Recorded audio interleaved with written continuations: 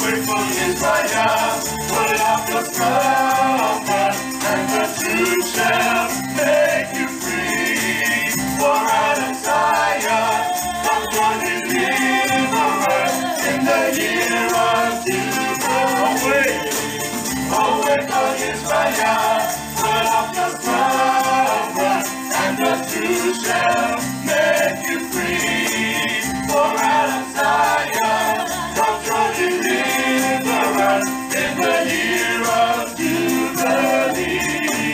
Oh, hallelujah, oh, hallelujah, hallelujah, Shabbat Yahweh. Oh, hallelujah, oh, hallelujah, hallelujah, Shabbat Yahweh. Oh, hallelujah, oh, hallelujah, hallelujah, Shabbat Yahweh. Oh, hallelujah, oh, hallelujah, hallelujah, hallelujah. Oh, let us dance to Yah, oh, let us dance to Yah, dance to Yahweh, YisraYah'ale. Oh, let us dance to Yah, oh, let us dance to Yah, dance to Yahweh, YisraYah'ale. Let us shout to Yah, oh, let us shout to Yah, shout to Yahweh, YisraYah'ale. Oh, let us shout to Yah, oh, let us shout to Yah, shout to Yahweh, YisraYah'ale. Awake, O Israel, put off the slumber, and the truth shall make you free. For out of Zion comes your deliverer in the year of Jubilee.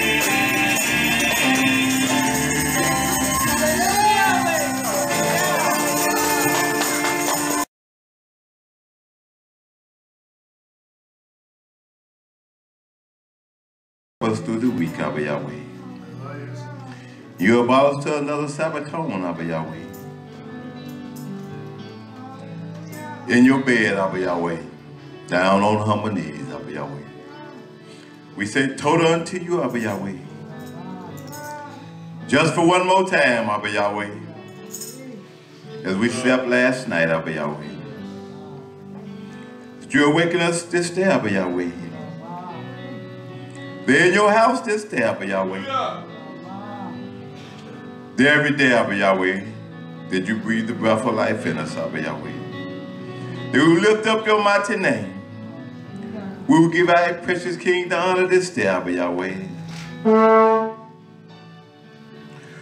In the songs of the nation, they lift up their voice unto you, Abba Yahweh. In the playing of the instruments, Abba Yahweh. And our hallelujah is our dancing of our feet, Abba Yahweh. We give it to our great King. For nothing of the material things, Abba Yahweh, mean anything to you, Abba Yahweh. But the hallelujahs and the songs from out there, Abba Yahweh, we give it back unto you, Abba Yahweh, for the breath you give us this day, Abba Yahweh. For it's not for a form or fashion, Abba Yahweh. But Abba Yahweh, we know what you have done for us, Abba Yahweh. Hallelujah.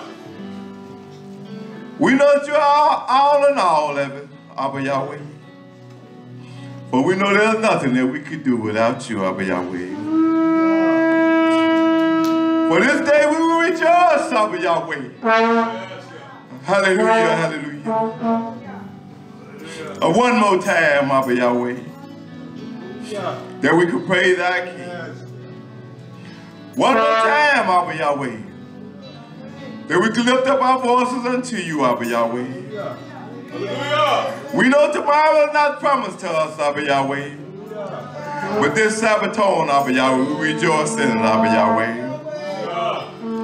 Because we know our power is in your mighty hand, Abba Yahweh. Baruch the Malak this day, Abba Yahweh. And he feeds us to let him the bread of life to your nation, Abba Yahweh. That it reach the ears of your nation, Abba Yahweh.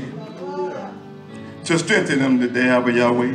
To give them shalom in the land, Abba Yahweh. To let them know everything is all right. To that one, Abba Yahweh, that's veering off on the wrong path, Abba Yahweh. Let it bring them back to the straight and narrow way, Abba Yahweh. Oh, let them rejoice with us today, Abba Yahweh. As we lift up our great King, Abba Yahweh. Oh, lift up the cast down here today, Abba Yahweh. Let them look to the Hashemayim which cometh their help, Abba Yahweh. Oh, and their help coming from you, Abba Yahweh, which made the Hashemayim the dough lamb, Abba Yahweh. Hallelujah, hallelujah. Let us stand to our feet, nation. Blow the trumpet in the mouth of Yahweh and YHWH Mashiach. Hallelujah, hallelujah.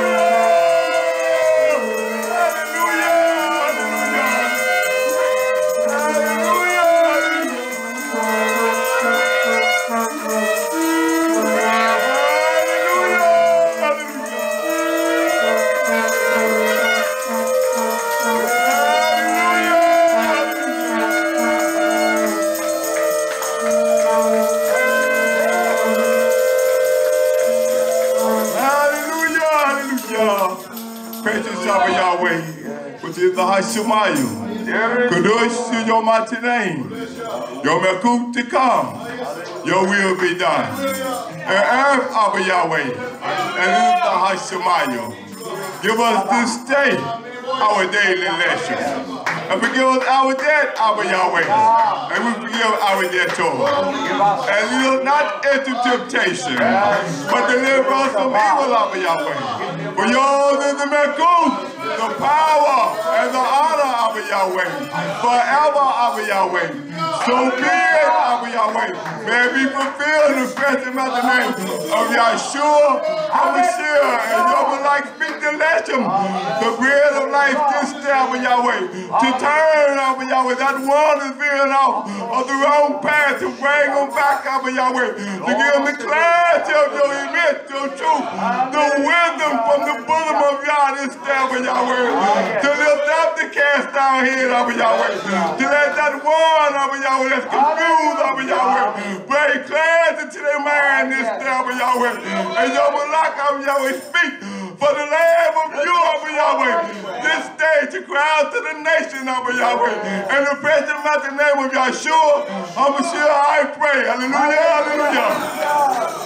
Hallelujah.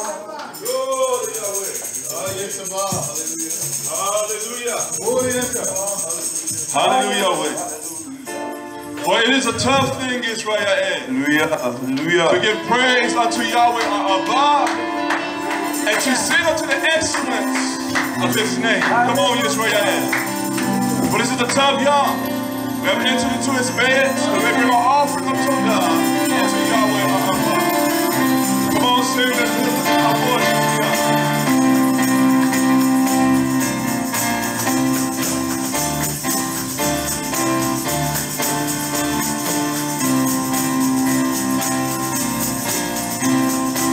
Oh,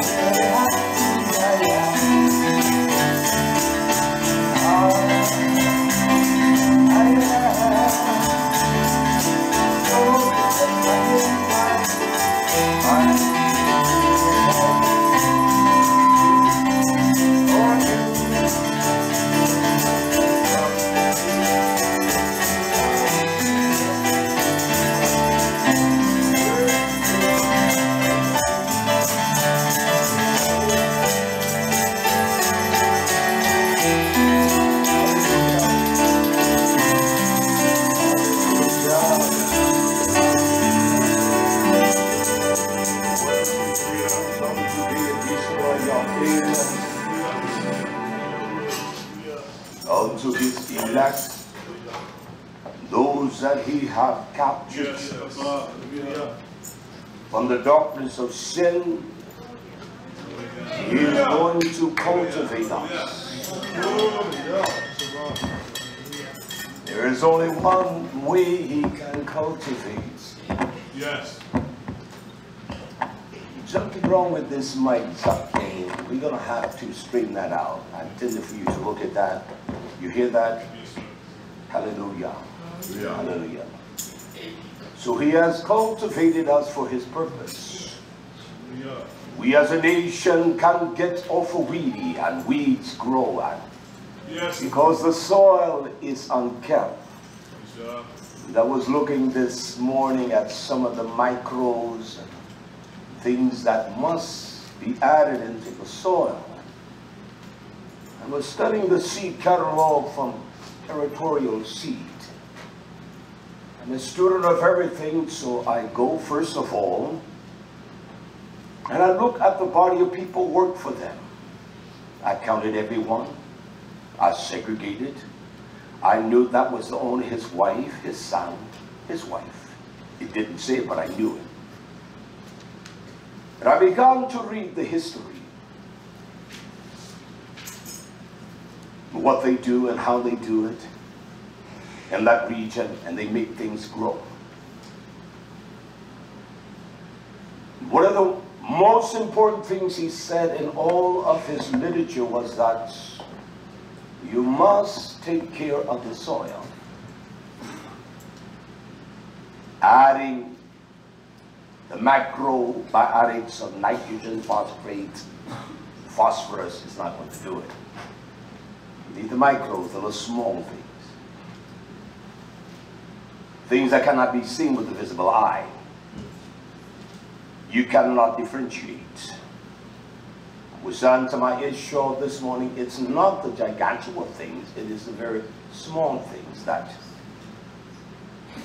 we don't give attention to, and we think, we assume, okay. But those are the things that cause the macros to produce the essence of the volume of their work. And so you get beautiful green plants. The fruit is luscious and everything. And so every little small thing, even in Torah, we must understand, and it doesn't take any of our calculation. Yes. In a form of some kind of private interpretation. Yes. It is written so simple that one that is traveling will understand a wayfaring man that has not traveled the road, the path of Sadiq. So it doesn't need any interpretation. So he anoints those to speak that it may become alive in us, refresh us, understand the promises of Yah, that it may give us tikvah. Hallelujah. that we will know that all is well. And that is what the smaller things of our actions, the way that we carry ourselves, those are the most important things. I don't want to be anyone great, never have. I don't want to be looked upon as some kind of scholar. What I feed you today is truth. Nothing but the truth, so help me, Yah. YHWH will not lie to us. I'm a student of his way. I want to teach and emphasize this nature of what Torah calls the beast.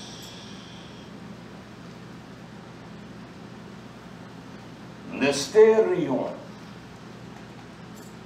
in the Greekish, this brutal nature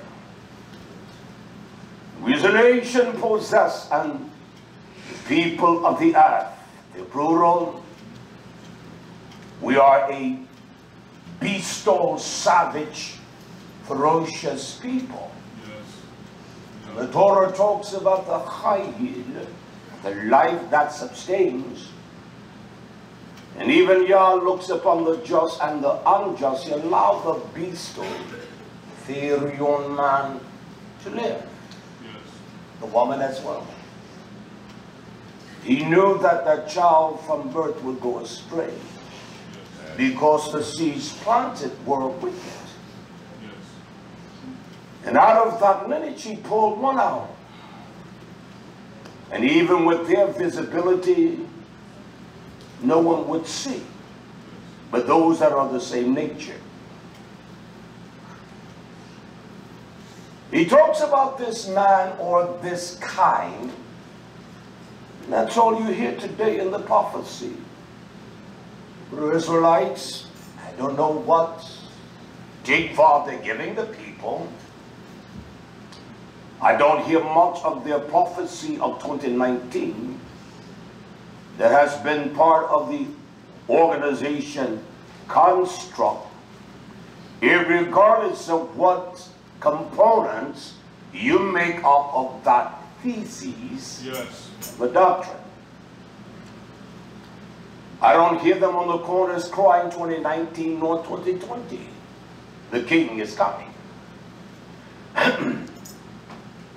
It is one thing that we must understand. I wait in anticipation because the king, my Redeemer, comes every second, every minute, every hour, every day. And that's my reassurance. Hallelujah. Their prophecies have failed. Their interpretations have proven to be deceitful. From the T.D. Jakes, the Benny Hinns, the Oral Roberts, all of them. They're no different than those that we call, under that classic terminology, Hebrew Israelites. The prophecies, lies, corruption. Yet you have never seen anything productive or fruitful. And there is a powerful battle between this bestial mindset, this Therion, because YHWH, and he has raised up a ram, a yield, a strong, powerful man.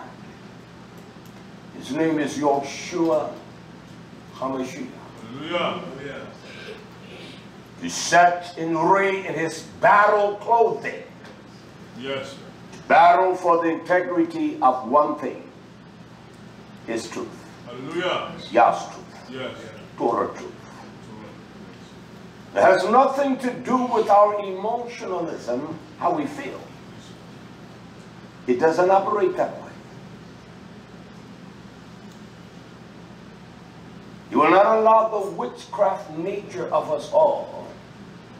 Every man got his own theses. Every man got his own doctrine. You look at the Hebrew camps, you would think that there would be one commonality among them to move beyond their theses. Where are the tens of thousands of acres they own? Yes. The businesses for yachts. They rob the hell out of anyone else. Yes. I will not waste my energy in the theses of that nature. Hallelujah. I will be the go-getter. Yes, sir. I will be the pioneer and establish by his will and his power. Yes. There was one in the day, his name was Zachariah, as we know him. It was a great anticipation. He understood the prophecy of the time, and it shall be what shall be. He makes a profound statement. I want to begin this teaching. I know the verse I put in the email. You cannot understand that unless you understand this. There is a battle. The one that is the ram, there is a ram. You'll understand. As my grandmother would say, we go deeper and deeper. Hallelujah. He makes this profound utterance here, a prophecy. He says here in Lucas chapter 1, verse 67. These are the words of Zachariah, the master of Yah's wisdom, that Yah says to this loin, through the baptism of YHWH,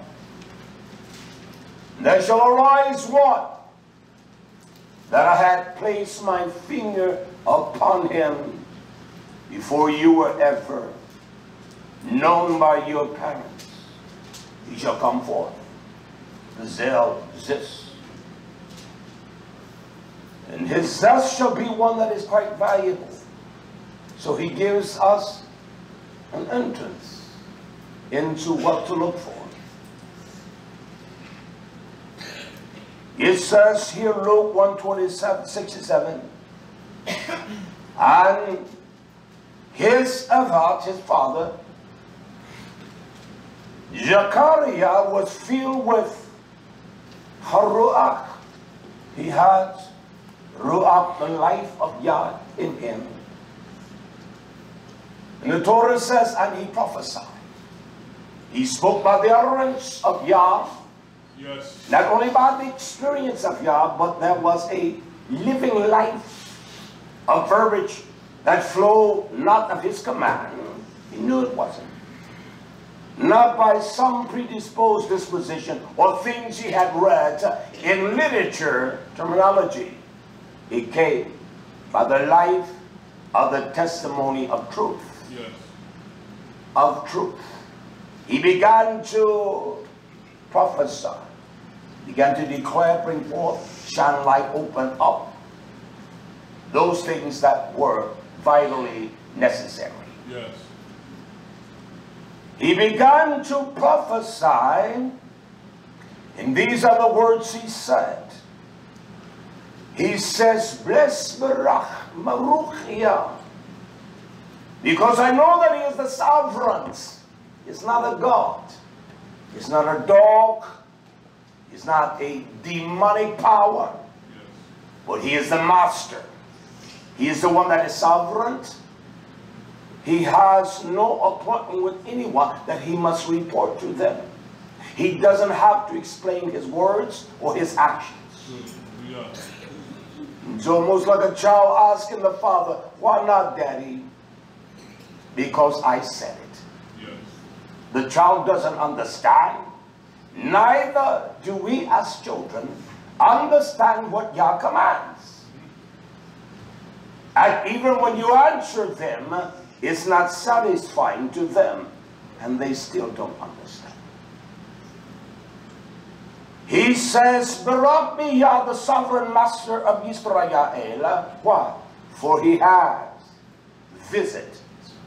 He has paid attention. Not only that, he has redeemed. Lotesis. He has redeemed. He has delivered us from the captivity of our own ignorance. He has brought us to the safety of his knowledge. And that's why he raised up those and he imparts into them. The man is sold out unto everything in this world. He's not looking for riches. He's not looking for houses and land. He's not looking for those things that he believes or thinks, that it catapults him into that spirit that he's a man. His proudness means nothing to Almighty Yah. Period.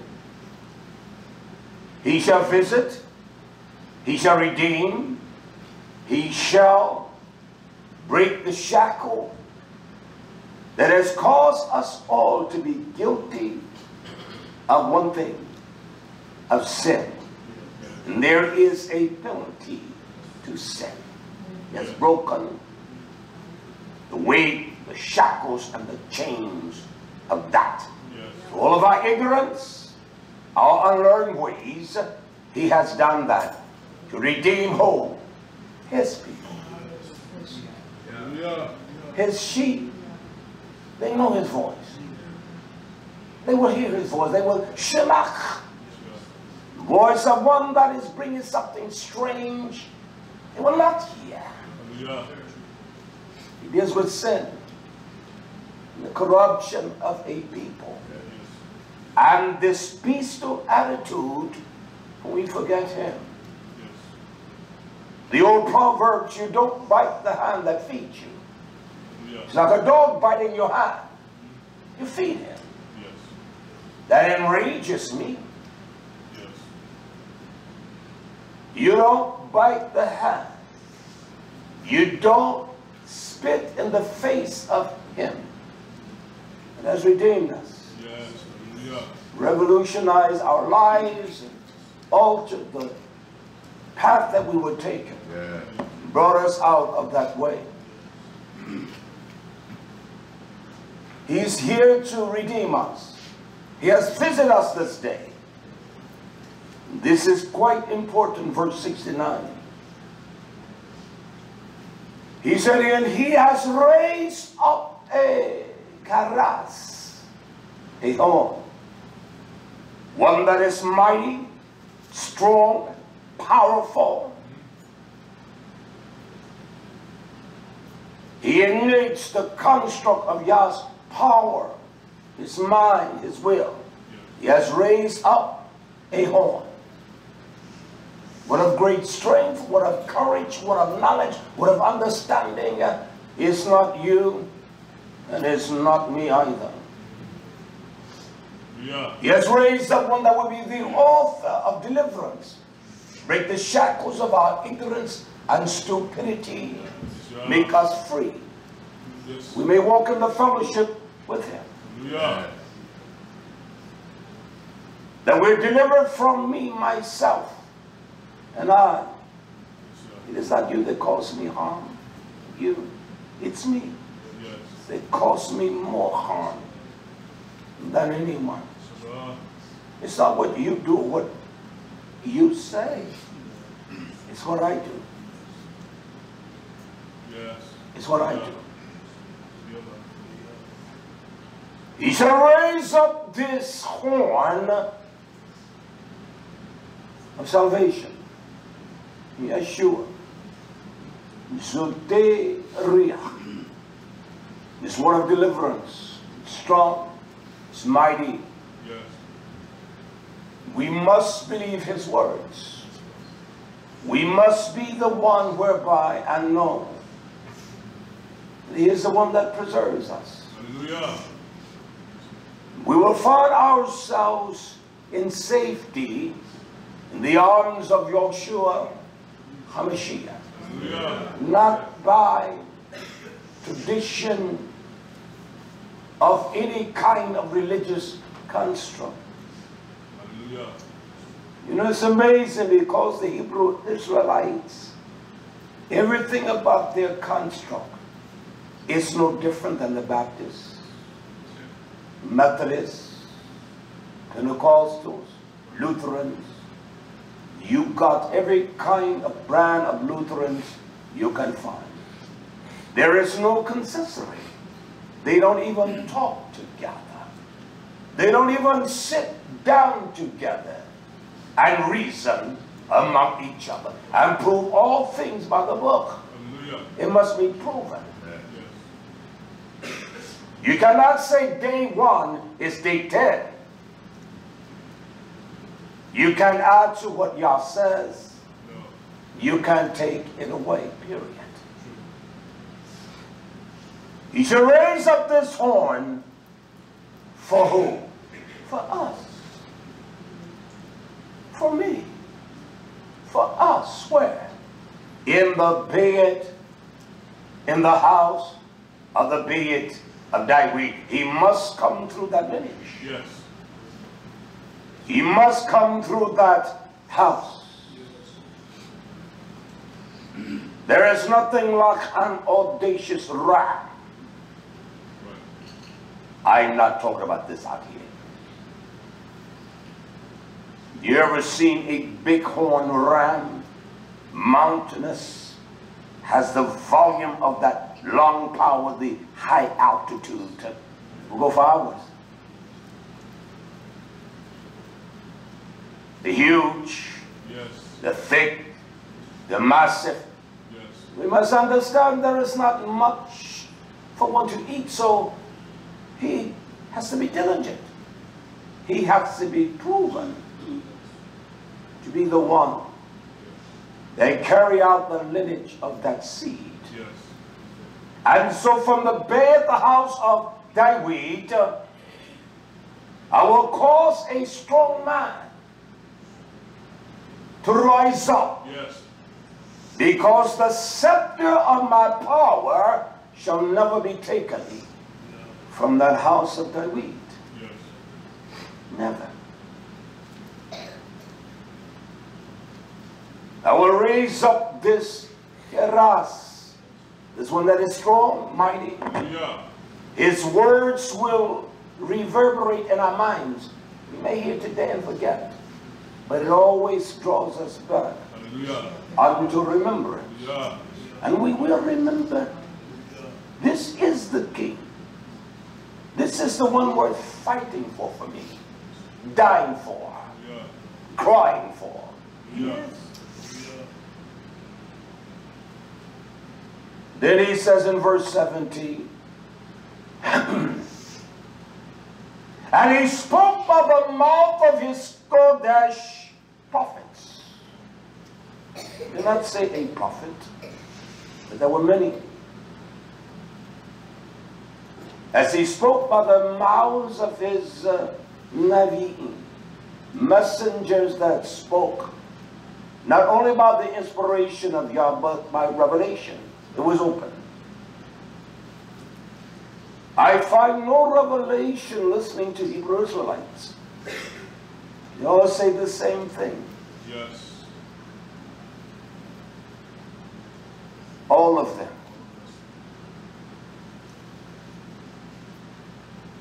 I find no actions among them.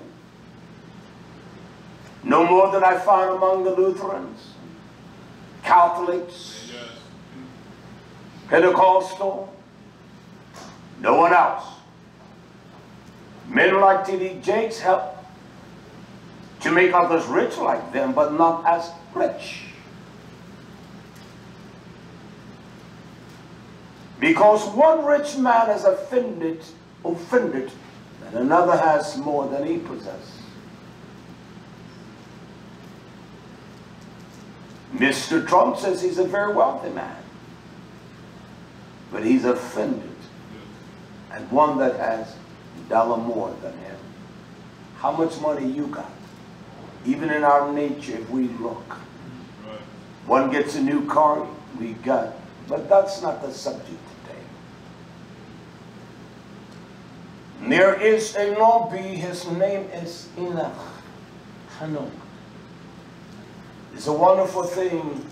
In this generation of time, Yah has opened the books unto us. Yeah. Books, because of religious enterprise, they will not utilize them.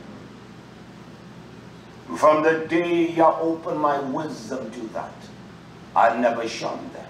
Yeah. I began to examine from them the same verbalization, verbs, content, texture, as I do with Torah. Yeah. And I found it to be credible. Yes. I don't know where that book is, booklet. It's not a book. It's a booklet. I wrote many years ago, the missing books of Torah. We need to get those things back in reproduction, in the sense that we print some more. Yeah. Grant us with the fund, we can have one to take care of that and send them in booklets all over the world. We did that at that time. Yes. They went from everywhere, from Argentina to Brazil. Throughout Africa, Canada, people would write. It was an expense upon us. Yes. Even though we didn't have the monies, we would send them. Yes. I wanted them to hear. I wanted them that this would cascade that living water from Torah to begin to overflood them. And they will seek even a greater river, or the mass river of Yah's truth, by that igniting that desire. Yeah. And many books missing. He doesn't want us to get weary with many books. I don't read books no more. I read the book. Hallelujah. That's it, nation. Hallelujah. Hallelujah. His name is Hanuk. He prophesied of even this time. Even the time that Zachariah lived. He speaks. Yes. He spoke profoundly here. I want to begin in the 89th chapter. Hanuk. I would say to you all, if you began reading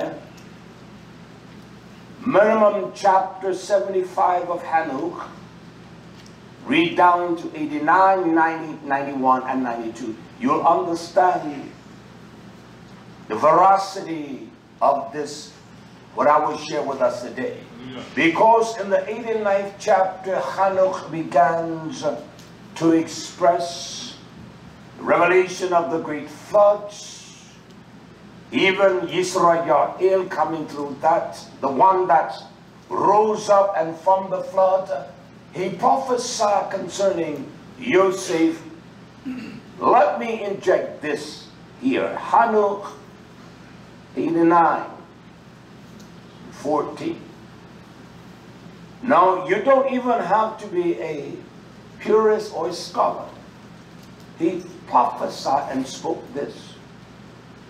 He says there was a time of great captivity of a people.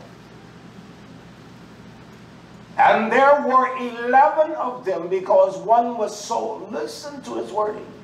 When the master brought 11 sheep to do well with him, and to pastures in the midst of wolves. Where is that? And that's when there was one that would make the 12th in the house of Potiphar, and this is Yosef. Now, there is continuity in what he prophesies, especially in chapter 89. He spoke of everything, all of that, up until the time that Zacchaeus, this one that he spoke of, he shall raise up a horn. It is one thing about a ram, he has horns. Massive. Strong. You'll understand as we go. Yeah.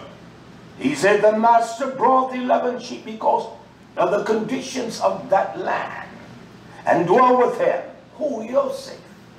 And the pastors and the pasture in the midst of wolves, those that's they were just captivated to destroy. The element, it is the Zerah, the seed of Hashatan. They don't know you, but there is something that they can detect. I don't like him. Something about her, he put them there in the midst of wolves. We will deal with all these expressions. That is why there's a battle with the ram against the beast, Therion, this brutal attitude of man, this violent, reprehensible ignorance of their own interpretation. I don't interpret nothing. Yeah. You will see, I will let Scripture interpret Scripture for me. My opinion means nothing. And they listened, and the multitude became many flock of sheep. Who is that? It was there in the land of Mizraim, among the Mizraim. Mizraim. Prophesied about it. He speaks. And the land, the people, YisraYah'ale. So he speaks in that one chapter. I think it's about 105 verses. I don't remember. It's a pretty long chapter. He speaks about them entering into the land of Canaan. And you can see what the dialogue of his speech. How many verses there? 89. 89. All right. He spoke of all those things until the time of YHWH. Unto that time. He raised up one that he identifies. He was the master of the sheep, Moshe. He brought them out. And he let them, Hanuk 89:30. I want to inject these two verses. And then we will get to the thrust of the teaching.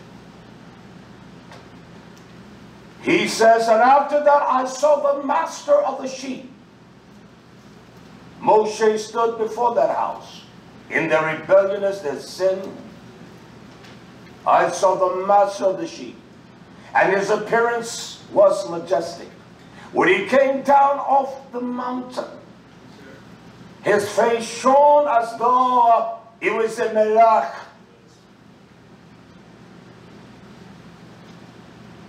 It was marvelous and powerful.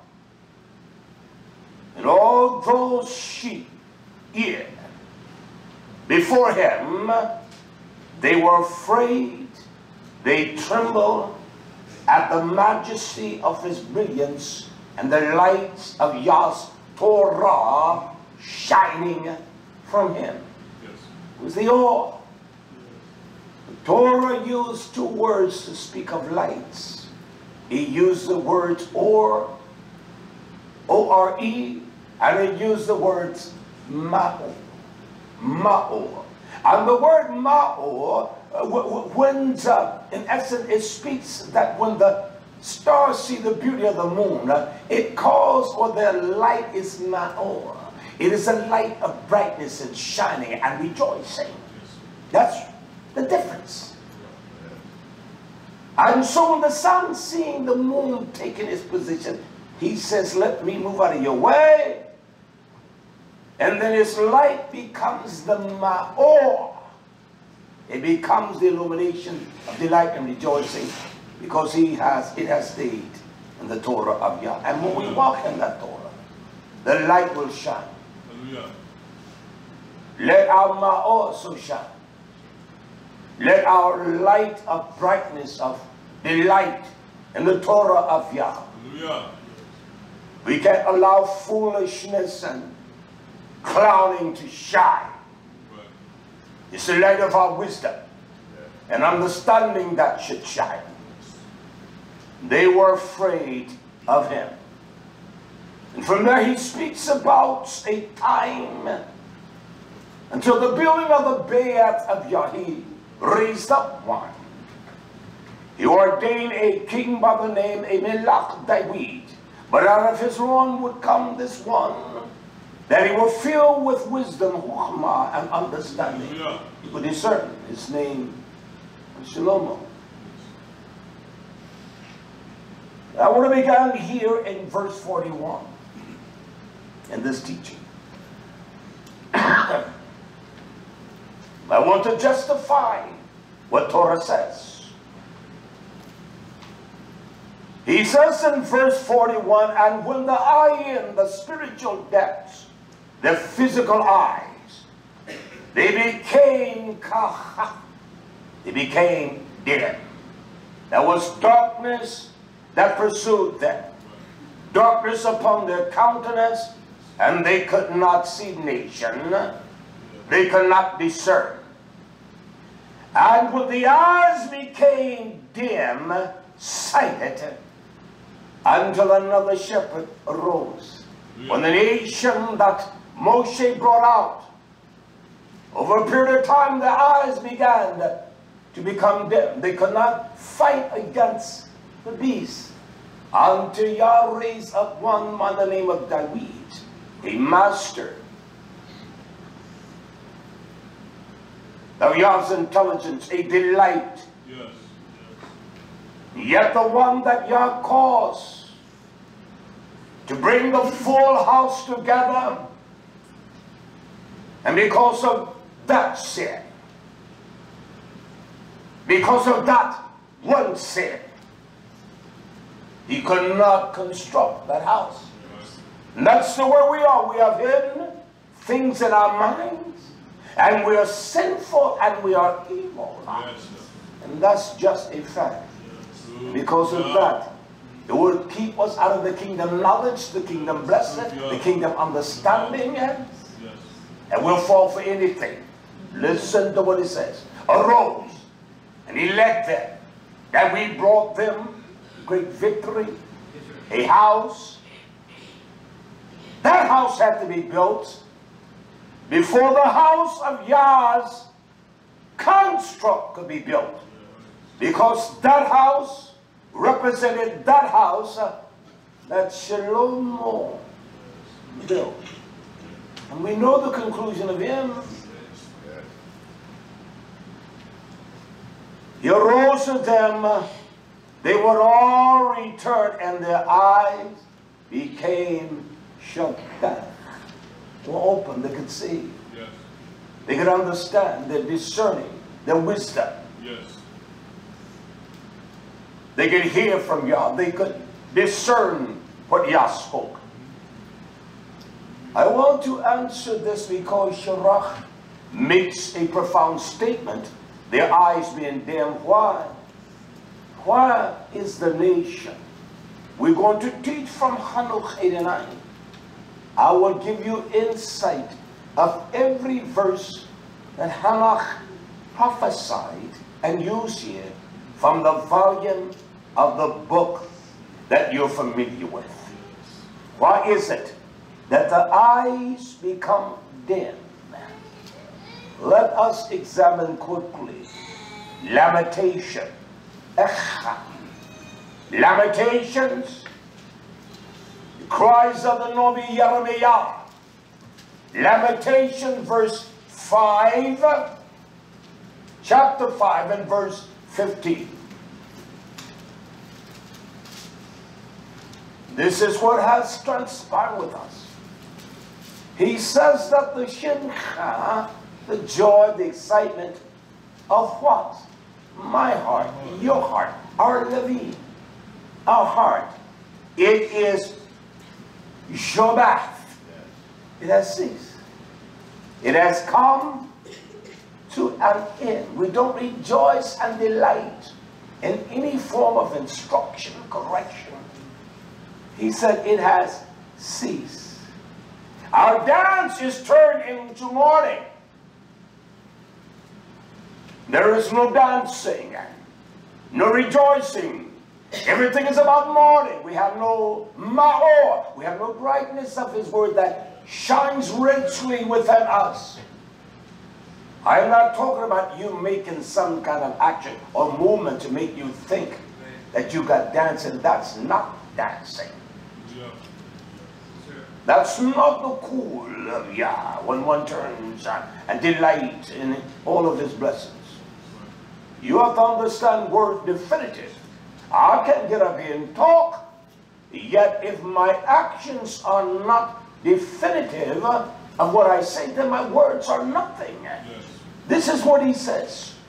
He says that dancing is turned into, it is such a difficult thing to do. I don't want to do that. Then he says, the crown, verse 16, the kita, Yeshua, is not our crown. The crown is fallen from the Rush. And Yeshua is our Rush. So the kita, the crown, has fallen. There's no maintenance. There is no maintenance in our head, our minds. He said, woe to us. For we have sinned. We have sinned. We have defied and denied what Yah says. We have sinned. And he gives us the reason of the dimness of our eyes. We get offended at any kind of instructions of correction. Get upset. Yes. Look what he says here. For heart, Allah, it is dava, is sick. It's ill. Yes. It's not a healthy heart. Yes. It's a sick heart. Yes. It's a weak heart. Yes. It's an image. That's what dava is. Yes. We're weak. The heart is weak. Our heart is ill. There's a semicolon there. For these things, our ayam, our mental, our physical state of well-being, our eyes are dim. Yes. That's the reason. Yes. We can search the chronicles of the history of our people. That has always been the case. We have sinned, our eyes grow dim, Yes. and that we overlook everything. Every sin, every corruption, where? With you? Yes, sir. We overlook all of that. And so our eyes cannot see the canvas of our sins and our corruption. You think this Hebrew world understand that?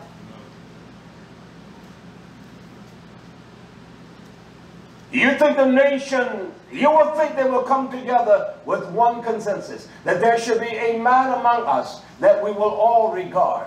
So he's a beautiful brother. Let's sit down. Yeah. And let's prove all things by Torah. I'm not going to do it. Every concept of Torah, it has come by not them calling themselves Jews, but those that were the forerunner of what we call Judaism. Let me impose this upon us. I'm going to do a teaching. It's going to take me time to do it. And I'm going to show us things that we have never known. That's in the book. Yeah. I'll do that. It's because our hearts are faint, they're weak, they're davar, they are unwell. One could look in the days and say, baby, you're unwell, you don't look well. They could do that. Yes. I didn't feel well. I had this sore throat yesterday. One asked me, are you going to preach today? I knew that the Akin would be ready. I wasn't sure. She asked me, are you going to preach? I said, yes. I said, why you ask me that? Because you want me to sit with you? That's why. I'd rather you put Zakin, Ya Ramiyah, and sit with me. But I have a mission here. Yeah.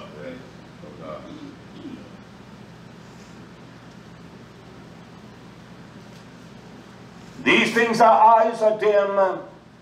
Then he says, because of the mountain of Sion.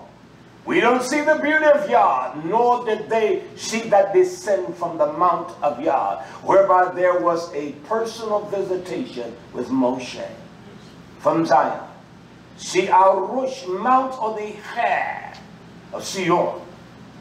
He says, it is Shomeh. I want you all to recall these words. He said, it is Shomeh. It is desolate. There's nothing there. He says, come, the foxes walk upon it. Does he mean, in this sense, just a fox, an animal? No. Although these are animals. Yeah. He says, when he used the word fox, and I will show you the clarity of that, some of the most deceitful and lying and corrupt men walk in the high places of Yah that you have promoted and extolled. Yes. You will believe someone you don't even know. And you will think that that gives you a spiritual aptitude over others. That's crazy. Yes. You must know them that labor. Yes. You watch them. You look at their lives and see if he doing things that are not to our advantage. Yes. These are the places whereby the sly and slick and corrupt nature should not walk on the hair, the rush of Yah. He should not be in Zion. Son is filthy, he shall not mandate your thoughts. Your mom is evil and wicked, she shall not carry and walk and leave her footprints in your mind. That you think about her more than you think about Yeshua. And your daddy is just a fact. Yes. I'm not looking for love. Those that love me will love me. Yes. Those that do not like my disposition, I have no problem with that. I have never been offended because one loved me today, hated me tomorrow. And believe me, my friends, I've never lost 1 ounce of sleep because my care stays the same. Hallelujah. It doesn't change. Hallelujah. And that's a fact. That's why our eyes are dim. We'll let every kind of sly thing in me walk in the place whereby Haruach should be guiding us. Yes. The truth. Now this is what Hanuk warned us of this time, that it should be nation.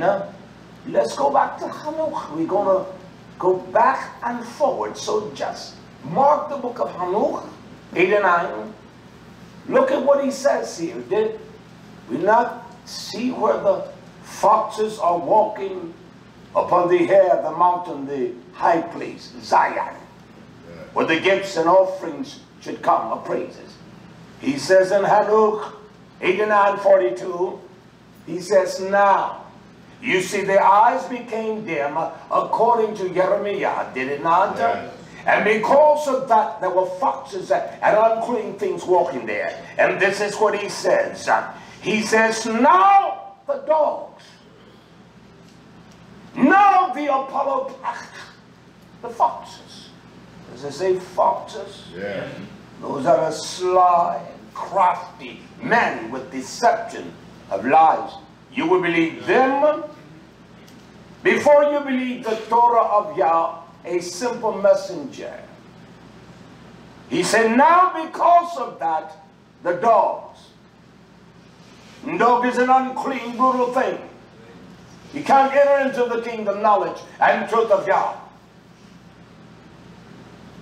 He said, now the dogs and the foxes. And he used this identity of this vile thing. He calls it the chazir. Chazir. He calls him a wild hog. You that are hunters, you all see those wild boars. There's nothing like a wild hog. It will kill you. It will cut you in pieces. They stink. They smell worse than the female.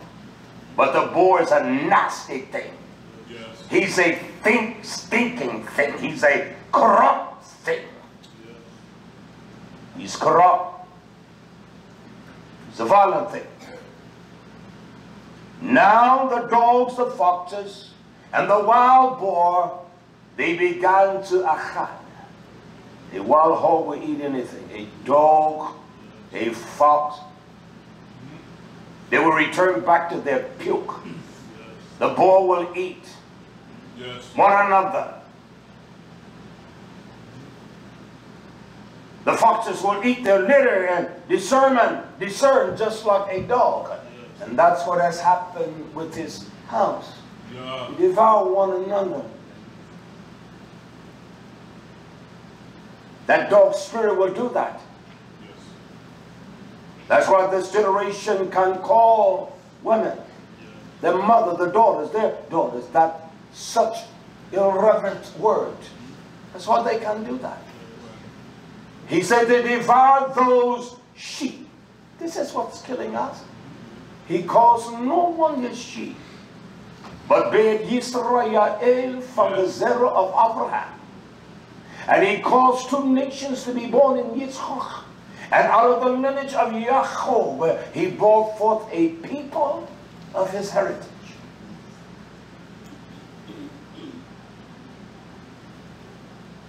And so that one was being devoured until the master Yah, he raised up the sheep and raised up another sheep, one from whom the ram, one from whom them, among them, he has raised up men like Yochanan. He was among them. Yes. He raised up one that this nature or this representation will transcend the man, but you will see the same nature that shall be revealed in the master of all rams. You understand? Yeah. He raised up a Dawid, a Samson, and shall kill you all, a king, a judge. He raised up another sheep from among them. He was a ram which would lead them. He raised up a Samson that he will lead them and show them, and that dispensation Yes. of what he called the Shabbat, the judges that judge the right and show us what is most important. Raise up one mother name of YHWH HaMashiach. Yes. The reason I look at this until the master raised up another sheep, one from them, a ram, which would lead them. He says in verse 42 of the same, in the beginning he said, now the dogs and foxes, these who were encamped about them. But also Dawid tells me, one of those that God raised up, he tells me as he speaks in the first person. Yet he speaks of the prophecy in the person of YHWH. I will prove it. May I do that? Yeah. Eliam, Psalms, chapter 22 and verse 15. Eliam 22, verse 15. This is YHWH.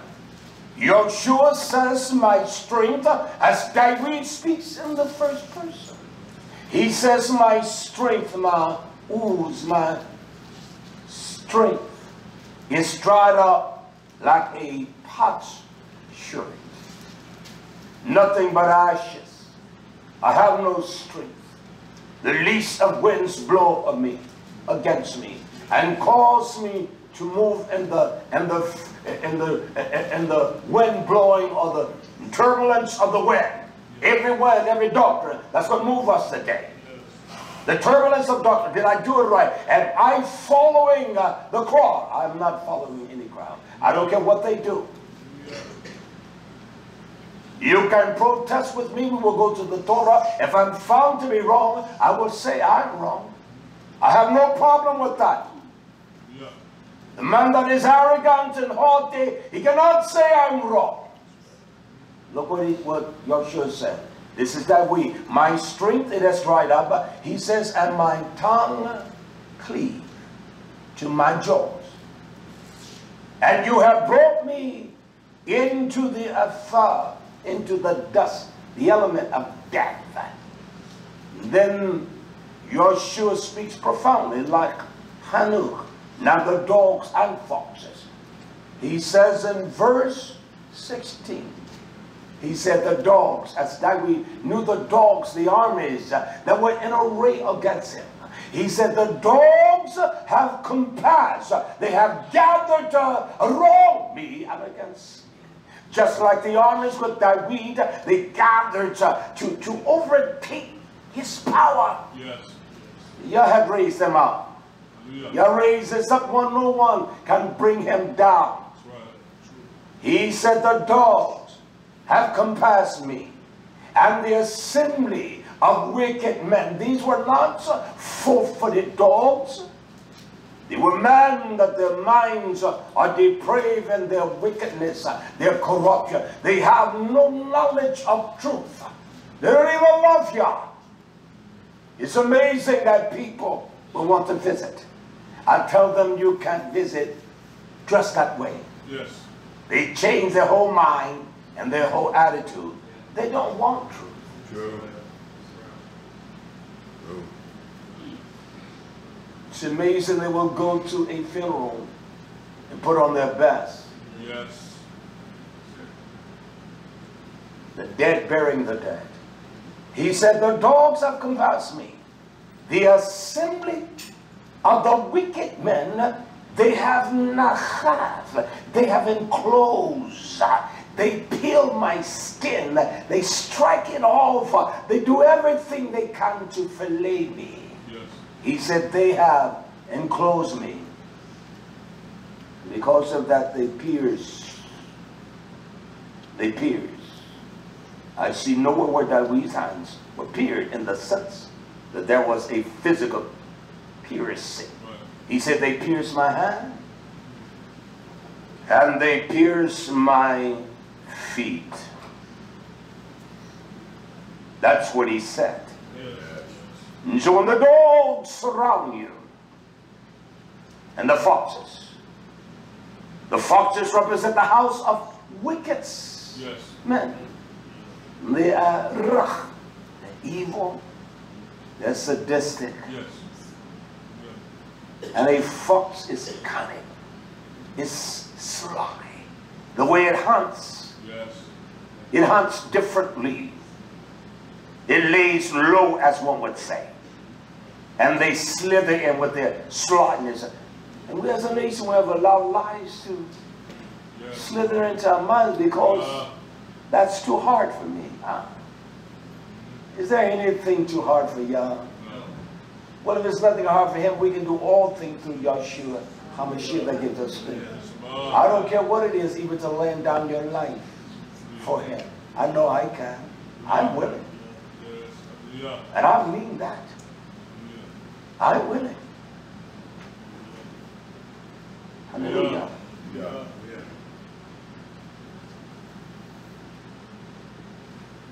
Fox and these dogs, these beasts, this wild spirit, I want to inject this because look back there at Hanuk chapter 89 verse 42. There's one word I want you to understand. It says that, and the wild boar began to achal, devour. Yes. Is that what it says? The word to consume away, to eat up. Yes. The enemy is a vile behemoth. He's a subtle, wicked thing. He comes in the expression of the power, not as one of the bulls in the field, But he comes through the power and the secretive of Nahash. He speaks. And once we began to engage, then we began to speak. It's almost like a man entertaining one of the opposite. And the more she listens, he knows that I can move and captivate her with words. It's just a fact, nation. I was not born yesterday or day before yesterday. He realized that the words are captive, and words are. I want us to see that one word devour. That I did not inject anything that is not written. Keep your finger there in Hanuk. Let's turn to Revelation, GILYAHNA. Revelation. In the Greek it is katapin. It is to consume with devastation and death. Katapin. Katapin. I want us to hear this. It says here in Revelation chapter 12 verse 4. Who is this beast that devours? Revelation gives us great insight right here. What Hanuk prophesied and spoke of what will be. Revelation 12:4 it says, and his tail drew a third part of the stars. 12:4. His lies, his thievery, he convinced those that were the ma'or or rejoice in the light of Yah's truth, and did cast them to the earth. And it talks about the drachon, this dragon. It talks about him as a great serpent that was there from the beginning. It was this Nahash. The world has spoken to us and told us we can do anything we want to. It's a lie. The world doesn't have the resources for everyone to be rich. This is Nahash. This is this drachon. And this is what these liars tell people. But we together, we can do all things in the power of this truth in Yahshua. So the world tells you, you can be what you want to. Every man cannot be a doctor. Every woman cannot be an IT professional. A lawyer. It's a lie. It's a flat out lie. It's a lie from the gutters of hell. Everybody can be rich in America. That's a lie. That's a lie. There's first of all not enough resources. But we can be rich now. Yes. And we learn how not to be selfish. Yes. And then we bring it all together and bop the land and train our sons to build houses and plumbers, electricians. We can do that now. Yes. And we don't have to live in huts. We got men that we will dig our own river by hand if we have to. We'll dig a lake so huge and put the rocks that we can do it by hand. That's what we can do. So the visitation of Yahshua HaMashiach. But you think they're going to do that? You take these Hebrews and these cities are coming out of there. They can't even labor with their hand. That was the thing that I rebuked those in Kenya for. You men are lazy. You're sorry. When you all ought to, you got the women putting 50-pound, 100-pound things of water on their head, and you sit on your lazy. That's the way I talk. Yes. While I was there, they carried water. And I know they stopped when I left. And I looked and I said, yeah, what a shame. They can get together and dig a pond. And when the rainy season, the monsoon comes, and fill it. They can put rocks, and their communities would help them and keep it clean.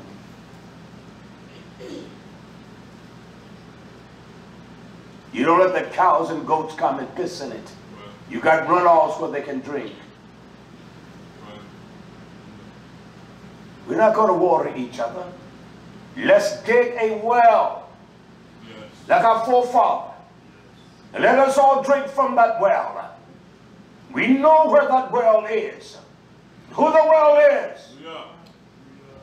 YHWH, let's drink from that fountain of that rich water. It's truth. And nothing else. It says that this drachman, he stood before the woman, Revelation 12:4, which was ready with the woman to deliver, to bring forth this beauty of YHWH. We should always be ready to bring that forth.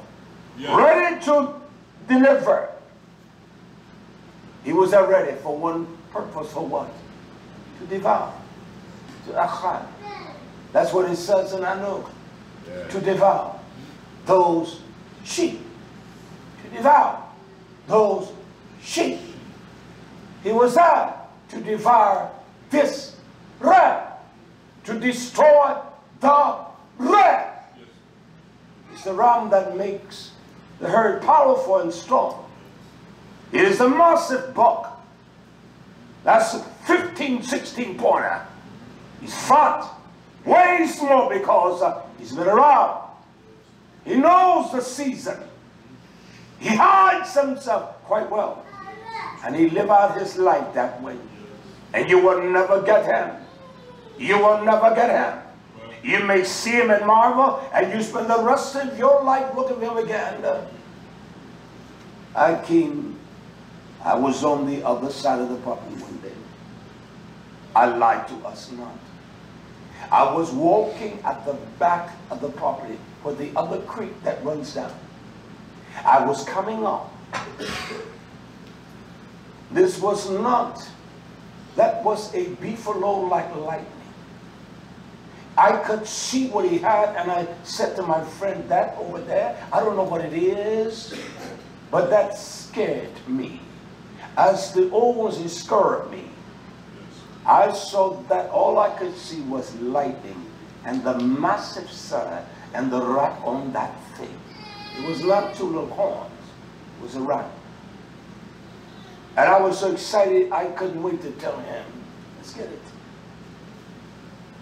And that if they got it, I haven't seen it. Not with that big. That's why, even in this nation, one that gets something that huge, you can sell those antlers, believe me. You can get big money for them, especially with the Chinese. They will buy them.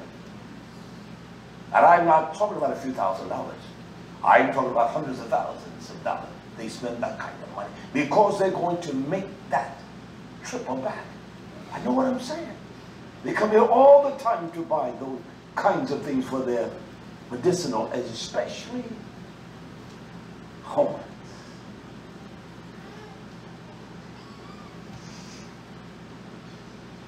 I know what I'm saying.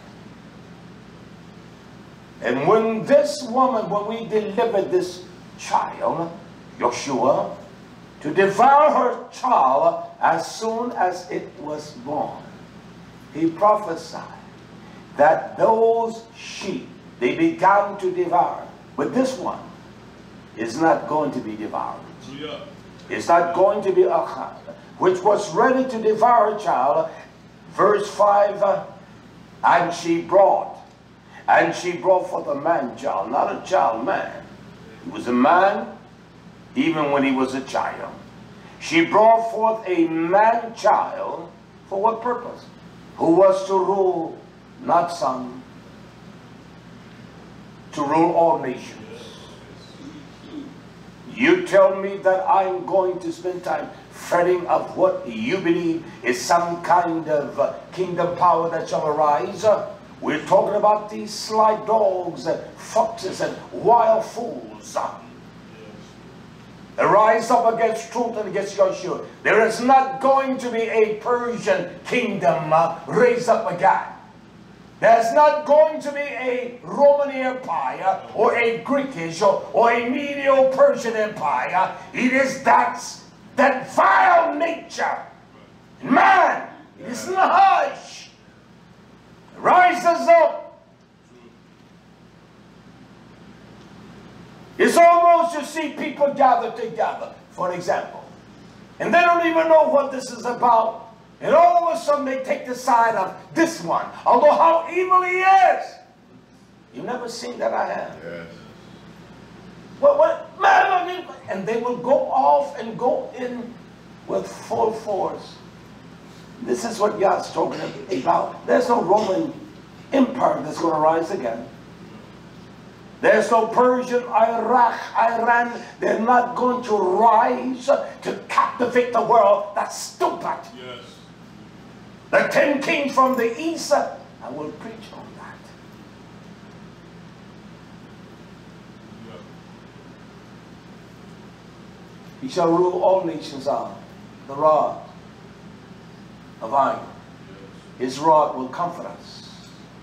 His rod comforts us. And our child was caught up to Yah, to his throne. Yeah. I am a child of Yah. Yeah. I will not allow the foxes and the wild beasts to devour me. I will not allow Nachash to speak and to take a kingdom presence in my mind. I don't care what happens or what I die. I will not allow that. Yeah. Not at all, my friends. I will not allow that. I will not allow that. Let's go back here and look here back again. Just go back again. Look at Enoch 89:42. He says, he talks about the dogs and foxes, does he not? Yes. But he identified one called Hazir, the wild boar. He's a bad boy. He's bad. You're not just going to trap him with a little corn. You got to be slicker than that. Yes. He'll send every wild hog out. The ones that he birthed, that came through his lineage. You don't trap him that easy. There are monster hogs that weigh 300, 400, 500 pounds. They're all male, no female. And you don't just trap them. And there are cats that hunt for them that are dirty pork eaters, all right? Why is it that, why does Yah inject this violent thing that is so unclean? I will show you why. We are a nation of people that, as we were saying, take me back to where you brought me from. Yeah. That he speaks here, just listen for a moment.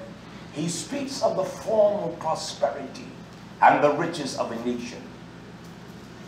What has reduced us to what we are, and what is the spirit that rules among us now. Now he talks about the wild boar, the Hazir. I must prove these things by Torah, not by some writings of my preference or some kind of scholarship. Let's read here in Tehillim, Psalms, chapter 80. What has caused this wild, filthy thing, stinking monster, to take root, hog's root? You could have 1,000 acres. You let the hogs out, you could put up 100 hogs out there. It will not take them long. They will root it out. They will root it out. Yes. They will tear it up. Why is it that we are so twisted and so unsure and don't even know such down? I'll show us one. Yeah. Tehillim, Psalms 80, one verse. I want to begin with verse 12. You ask us this. Why have you then broken down the hedges? Why have you de-hedged yourself? You don't allow your mind to be hedged about with truth. Why have you de-hedged yourself? So that all that which pass by the way, they do pluck at her. Why, YHWH? Why, YisraYah'ale? You don't remember, take me back, Yah, to all of the great riches. And he identifies the boar. Is he not? Yes. He says the boar out of the woods does waste your That is that great nature, that unclean thing. This was prophesied before Dawid spoke this. So the hedges are gone. We're not hedged about our minds with truth. Does this make sense, nation? Yes. Is everything lining up like Yes. it all? Yes. Yeah. And so we have become the habitation of the wildest, chazir, the most stinkingest thing. That's why our minds can perform things. Listen, nation, we know that are wrong. We know they're evil. We know they're not right. Our minds can do things and make us perform it, knowing that it's not right. Yes. You know that's evil. That's the nature of a wild boar. You can't justify it, and you can't make yourself feel tough. You can never redeem that. Only the gum of YHWH covers that. Yes. And you know the way plain now. You don't take down the hedges of truth. Quit being dishonest with you and making you think, or I think that I have something you don't have. I have the same battles you have. Yeah. Have the same troubles he has. Yes. Have the same bouts of doubt as you, my friend. Yes. So we begun to depict ourselves and think that I'm special. Woe unto you. Yeah. You began to think like that. Yes. The battles are no different. Yeah. I will. Yes. Yeah. And so because of the hedges are down, you allow that chazia to put its droppings in your mind, that unclean waste. Yes. You couldn't give me no hog waste to use. Yeah. Listen, may I say this, nation? You see all these wheat fields around here, they use everything from human waste.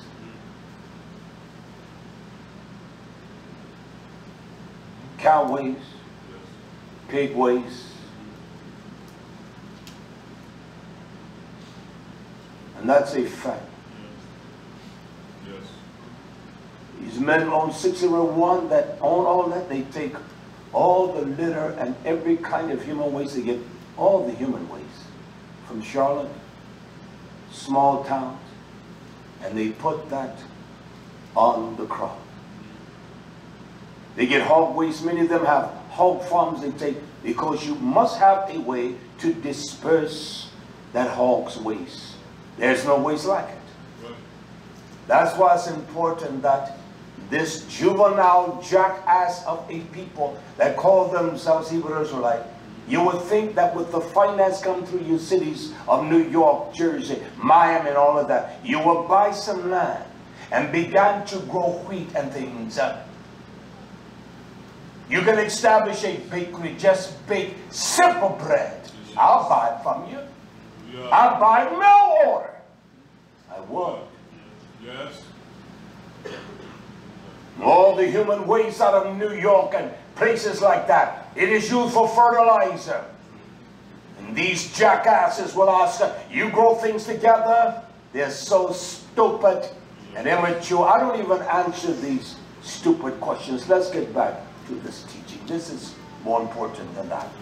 He says in verse 13, the boar, the hazir, the heathens, those that are ignorant, the feast days. We don't allow Yah's word to speak to us. He gives us an appointed sign. He doesn't cause wheat to grow or barley to be a sign. What astronomer without a powerful telescope that can reach beyond, you can't even see a star around here now.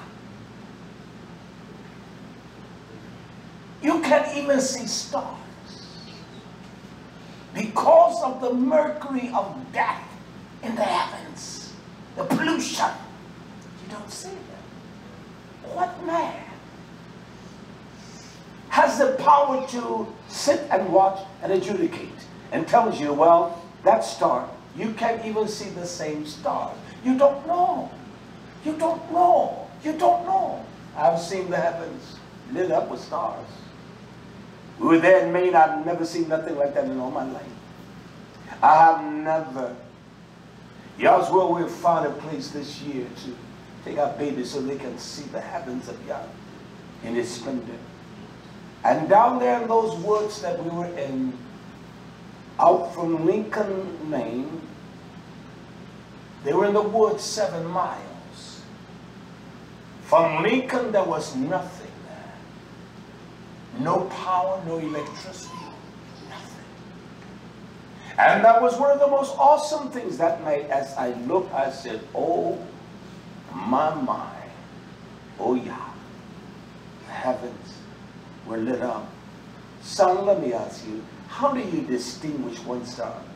It looked like billions of stars, specks over the heavens, everywhere, everywhere, the whole sky. You couldn't even count them. You can count when you just start counting, and you would never end. And I watched that spectacular event. How do you discern? What is your science? Because you watch for year after year. I don't care what people think of me, what they say. I want him to know that what this says, I will say it. Nothing else. And nothing else. Not only has become the boar out of the woods does waste it, that heathen, we've allowed heathen ways to come in. We've taken down our guards for them. We abandon truth for heathens. We don't talk the same. We won't say this or say that. We have abandoned the standard of Yah for heathens. That's what this vile, stinking hog is. Not only that, he says there's a come that they have wasted it, and the wild beast of the field does devour it. This nachash in your mind, you're wild and we're crazy, we are stupid, we're ignorant. It is our challenge to Yah that whereby our minds or our strength has been eaten away. I don't care what kind of correction, it is always tough. Counsel the Musah of Yah, you will never find yourself in that because your esteeming of you, you think you're better than anything or anyone. It's wrong. I don't care who it is. If it's you, and even you, it makes no difference.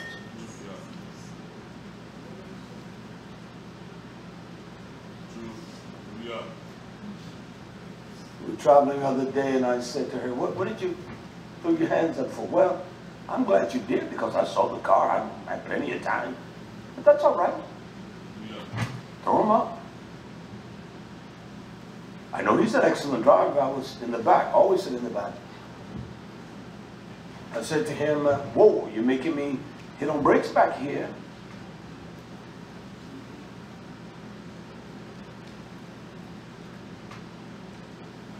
You're making me hit the gas pedal. She does it with me. And at times I'm glad she did it.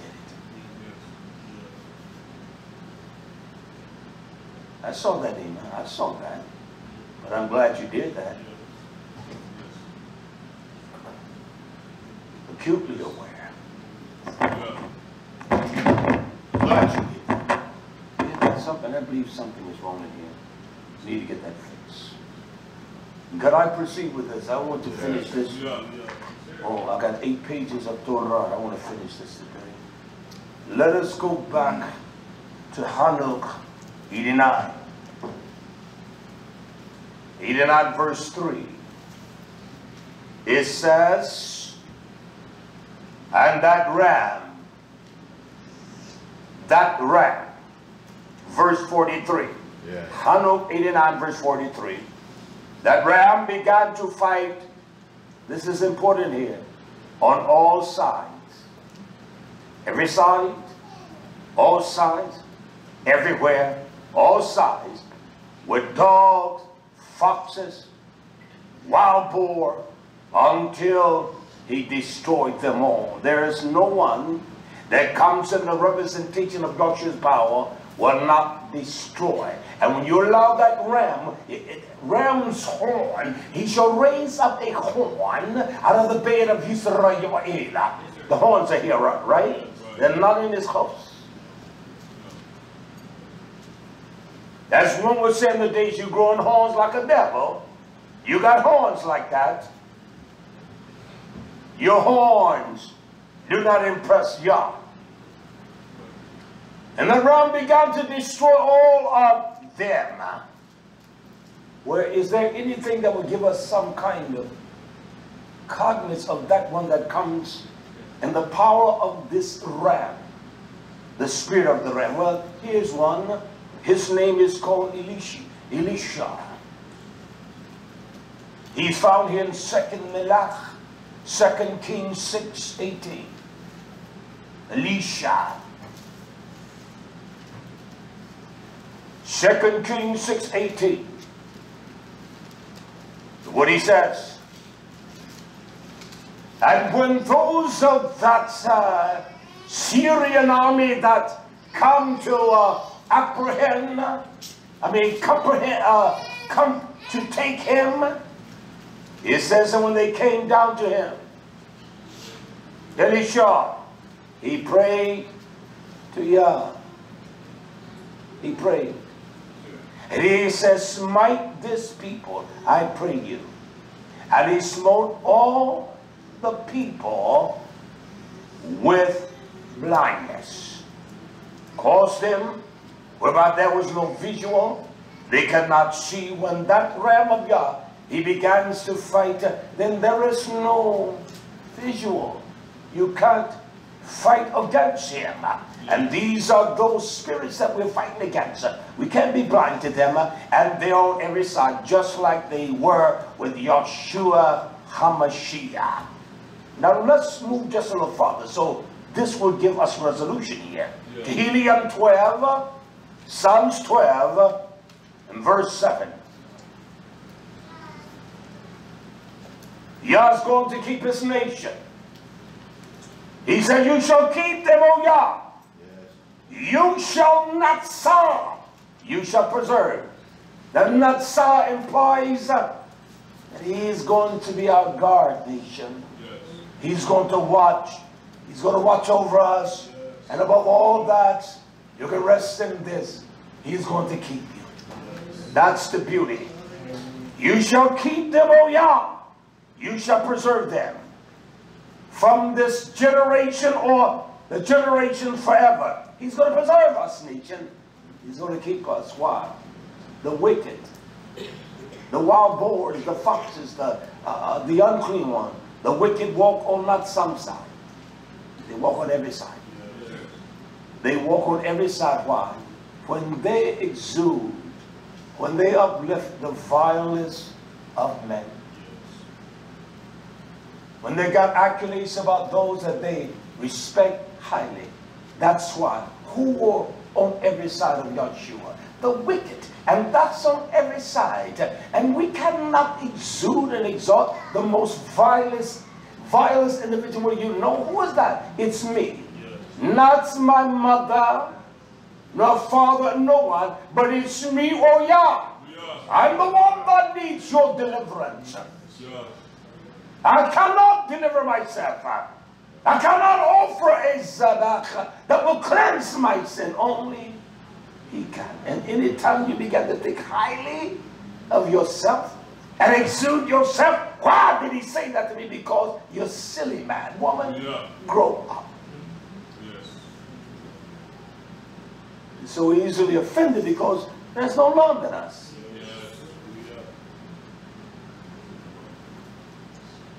My friend came in the other day and told me about the old one. His house was on fire. It burned down. I said,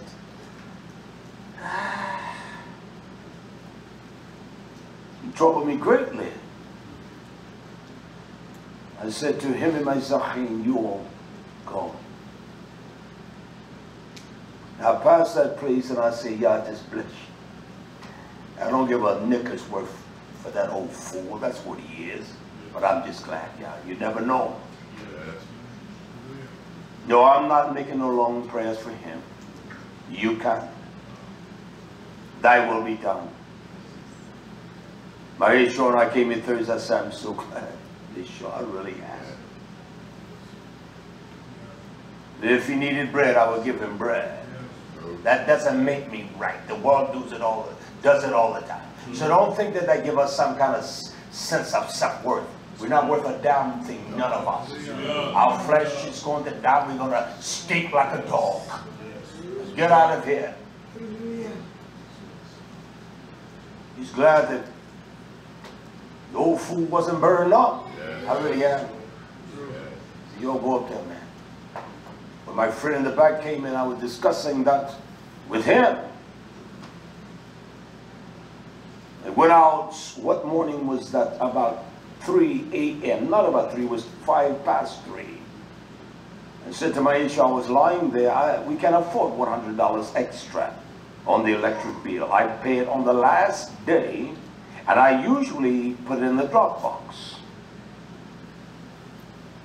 And at 3 a.m. that morning, you haven't paid the electric bill. I usually send my friend in the back or him.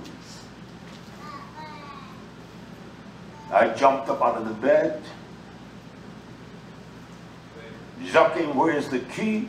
He said, no, don't get up, I got it. $100 to us is a lot of money. And it's nobody's fault but mine. Make sure it's done. That's the first time I've ever had to do that. Hallelujah. So when we as vile individuals, when we exalt ourselves, when we think we're brighter and so smart, when you read a few verses, you got it all. I have more than a few verses here. And we must admit that they're all tying in to show us the prophecy of this great movie. It's not me, but it's already written. I'm simply reading, and by the processing of this, I can speak with some clarity on it. Not that I have the ability by my own interpretation to speak. It's that what is in me over the many, many years can speak from that experience. Hallelujah. Hallelujah. So what about me? This is us here. Hallelujah. I want to deal with that just a little because on all sides, every side. Look at Corinthians, 2 Corinthians, and we'll go back to Habakkuk. But I got a few verses I want to read. This is us. Shaul says unto those of Corinthians, 2 Corinthians chapter 4 verse 8. He said, we are troubled on not some side, but every side. All sides. YHWH was troubled on every side. We are troubled on every side. Yet through all of that, we're not in stress. We're not strained. Yet we're not distressed. We're not giving up. This is what Shaul is saying. He said we are perplexed. We don't know. We doubt. We have questions. He said, to all that, we're not despair. We're not in destitute that we're going to give up. We're going to throw our hands up because the enemy, he said, we're not going to do that. Because I don't feel like that is apportate for me. He said, oh, every son, listen now. So your troubles are no different than mine. This is for bread YisraYah'ale. And this Nobia, he prophesied the very extent of what would be. We're all trouble. Where? On every side. In our mind, our bodies, all around us. Yet through all of that doubt, we doubt. The smallest things make us question and doubt. Yet through all of that, I'm not in despair. I'm not going to give up on you. I'm not going to give up on you. I'm never giving up on anyone. They've given up on me, but I'm never giving up on them. I'm not going to give up on you. I've never turned my back on nobody. Never. Never. Never turn my back. You may turn your back on me, but I've never done that. Yeah. All that. Hallelujah. Hallelujah. That's why he raises up a ram after the same identity of Yahshua. Yahshua came into the city of YHWH. And the Torah says he began to cry and lament. Quickly, Lucas chapter 19. Luke 19:43. We're dealing with that until he destroyed all of them. On all sides we fight against dogs, our own doggish nature, our own unclean walk, our own sly and slickness of our own lies. That's what we're battling against. But this is what Yahshua gives us great comfort and confirmation here. Luke 19 verse 43. For the day shall come upon you, and that day is with us all daily. It shall come upon you that your enemy, those that we believe love us, he says, they shall cast a trench about you. I don't care who it is. They shall dig a ditch, a trench about you. They shall trench about you, and they shall surround you. These are what the wild dogs and the pigs do, and those that are terrorists against you, around you, and keep you in on every side. You can't say what is true because they've bound you. Because it's mama, daddy, his brother, his son, daughter. You can't express the verbiage of Yah with all honesty. And you're not, they got you trenched in. Because I'm your brother, I'm your sister. You can't say because I'm your mother. No! They're wild dogs. They're boars. And they will entrench. That's what a hog will do. And they entrench you in on every side. You can't speak truth. You can't act righteously. I know this is the truth, my friend. You're afraid to express truth. And they trench you in, they box you in. They bind you up. I will die. Kill me. I need it. I will die. I will die before I allow anything, anyone, do me that way. I will not covet my sins, and I won't covet her sins. That's a fact.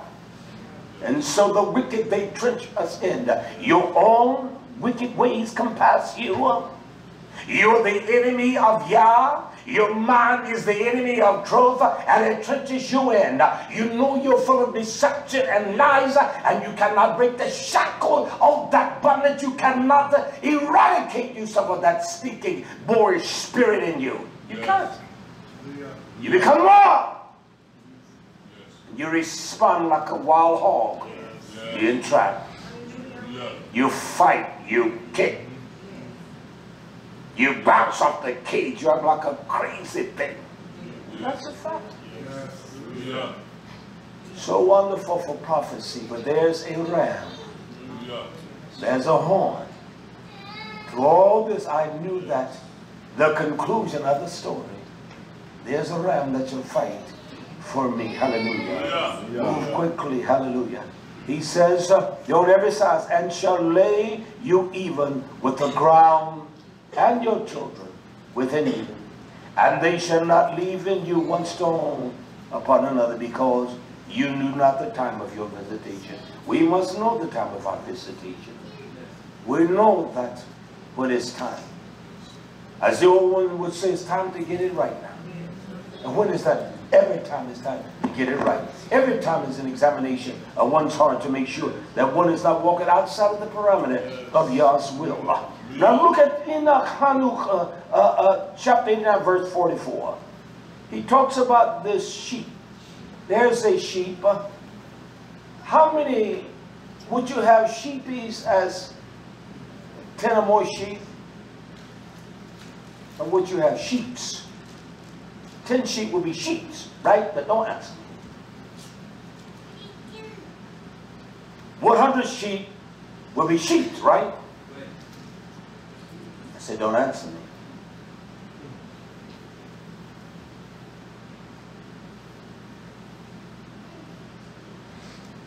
y'all talk about sheep, there are things that words, they operate in the plural sense and the singular. You don't say tesses. I took 10 tesses. It's wrong. It operates in the singular, manifests in the plural.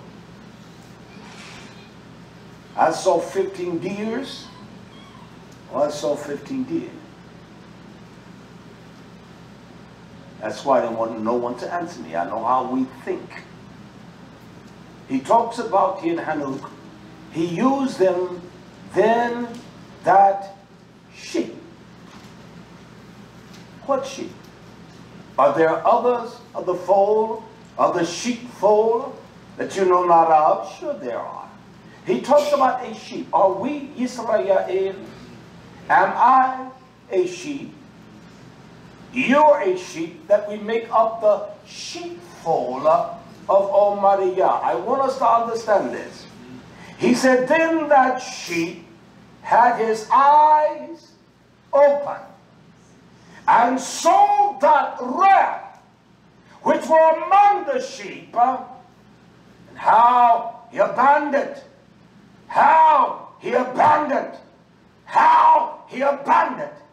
his own splendor, and began to attack sheep. He was a ram.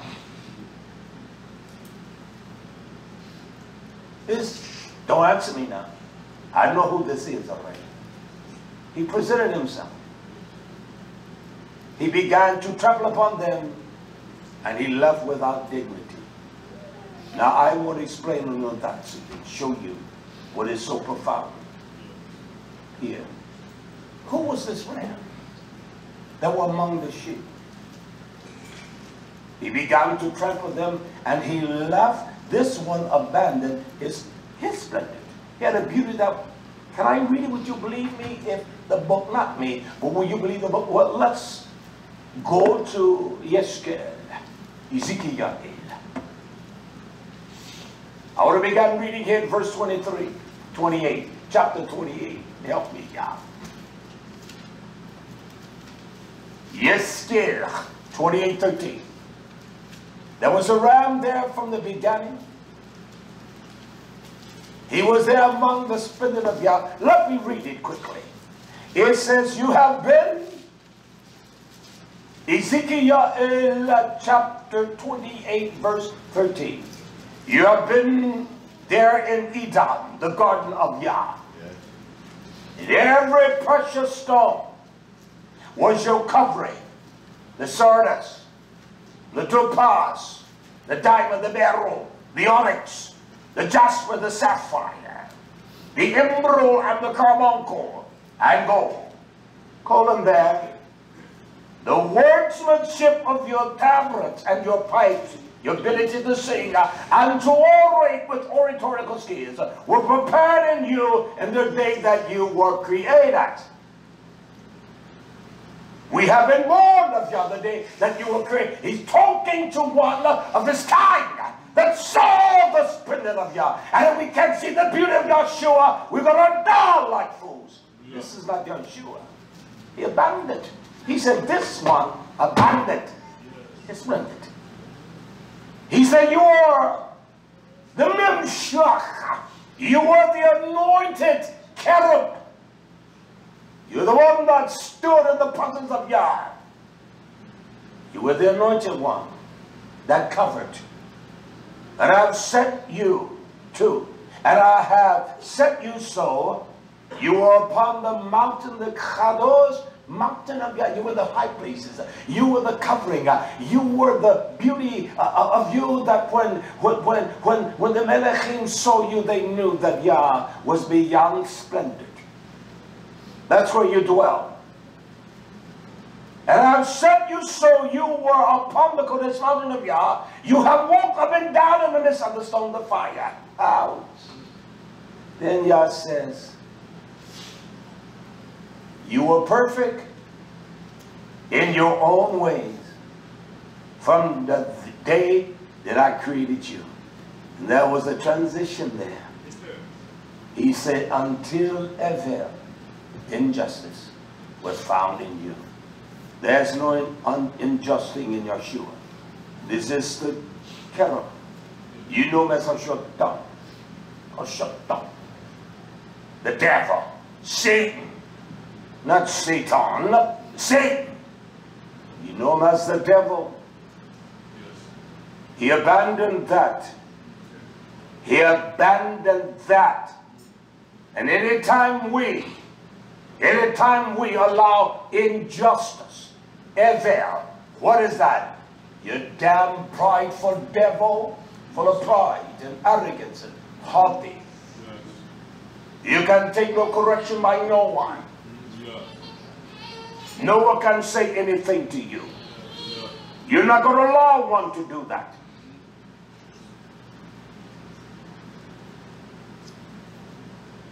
Until injustice was found. Until evil, pride, arrogance, your evil ways.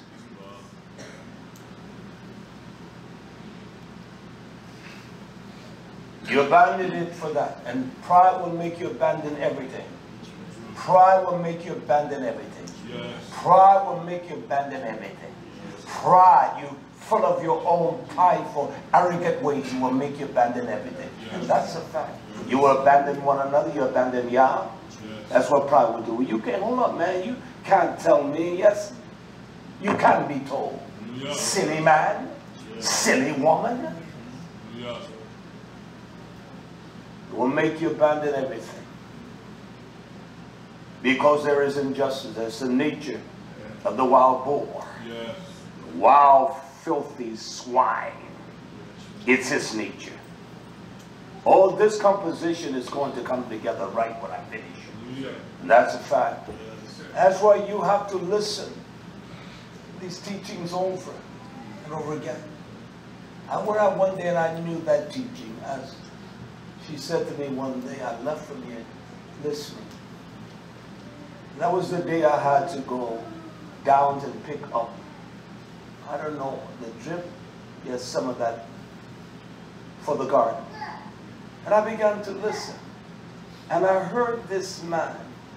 I was just the one on. And you can tell that was 15 years old. I could tell.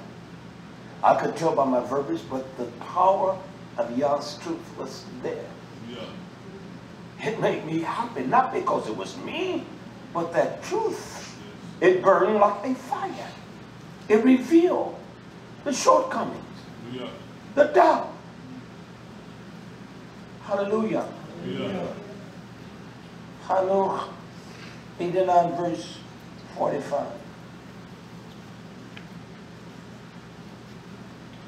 He says, and the master of the sheep sent the sheep another ram and promoted him to become a ram to lead the sheep, to lead.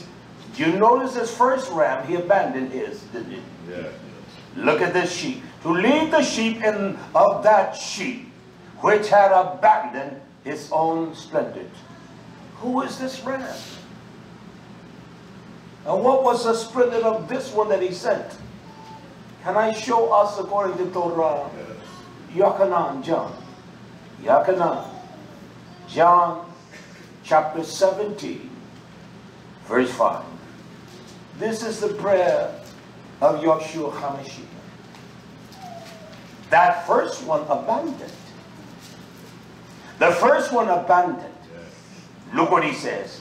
And now, O Abba, magnify and honor you me with your own self. Show this world that I am your word. I am the power of that. With your own self, with the splendor, a hard splendor. I was splendid. This one abandoned his splendor. There's one that this ram. He said, with the splendor which I had with you before the world was. Yes.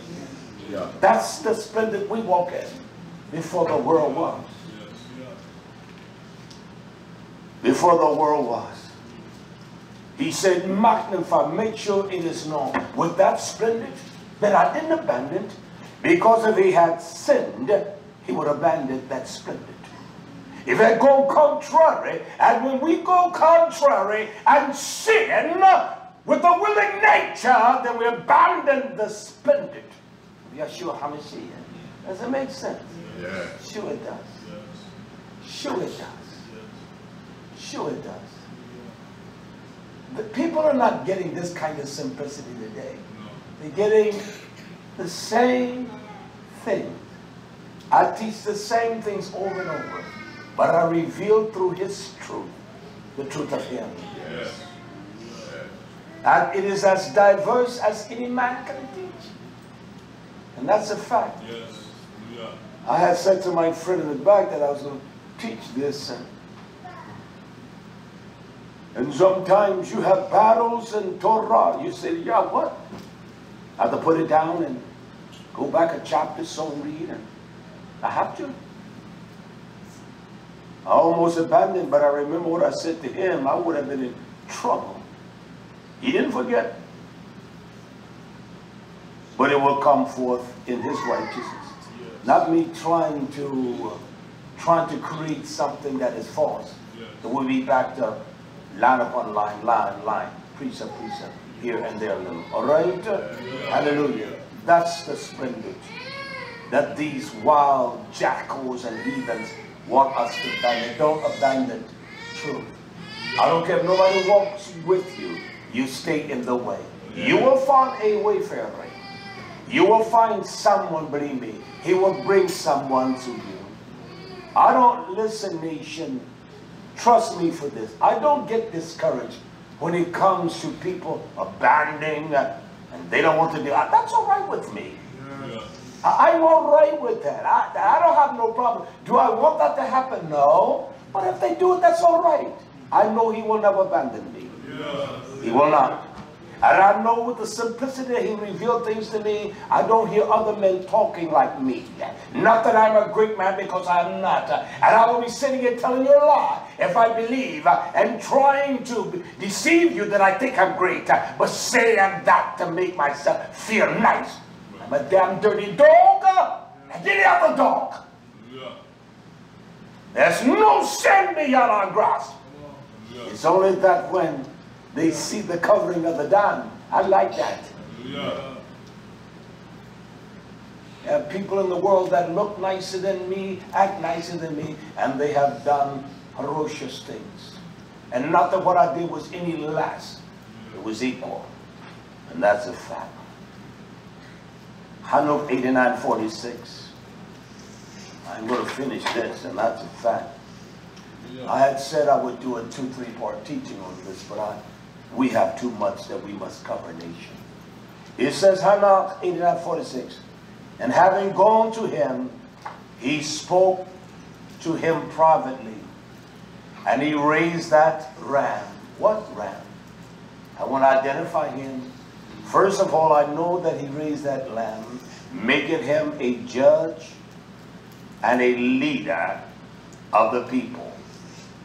Throughout this time, the dogs were continuing to covet his sheep. The dogs coveted the sheep of YisraYah'ale. But they said, but the Torah says, making him a judge. There are many that have walked in the diaspora of this YHWH, and those that were judges among the nation of YisraYah'ale. But this one, he made him a judge. Who is this one? Well, Shaul lets me know him in Ma'aseh Shalisham. And the acts of the people of Yah, they said, this is Moshe.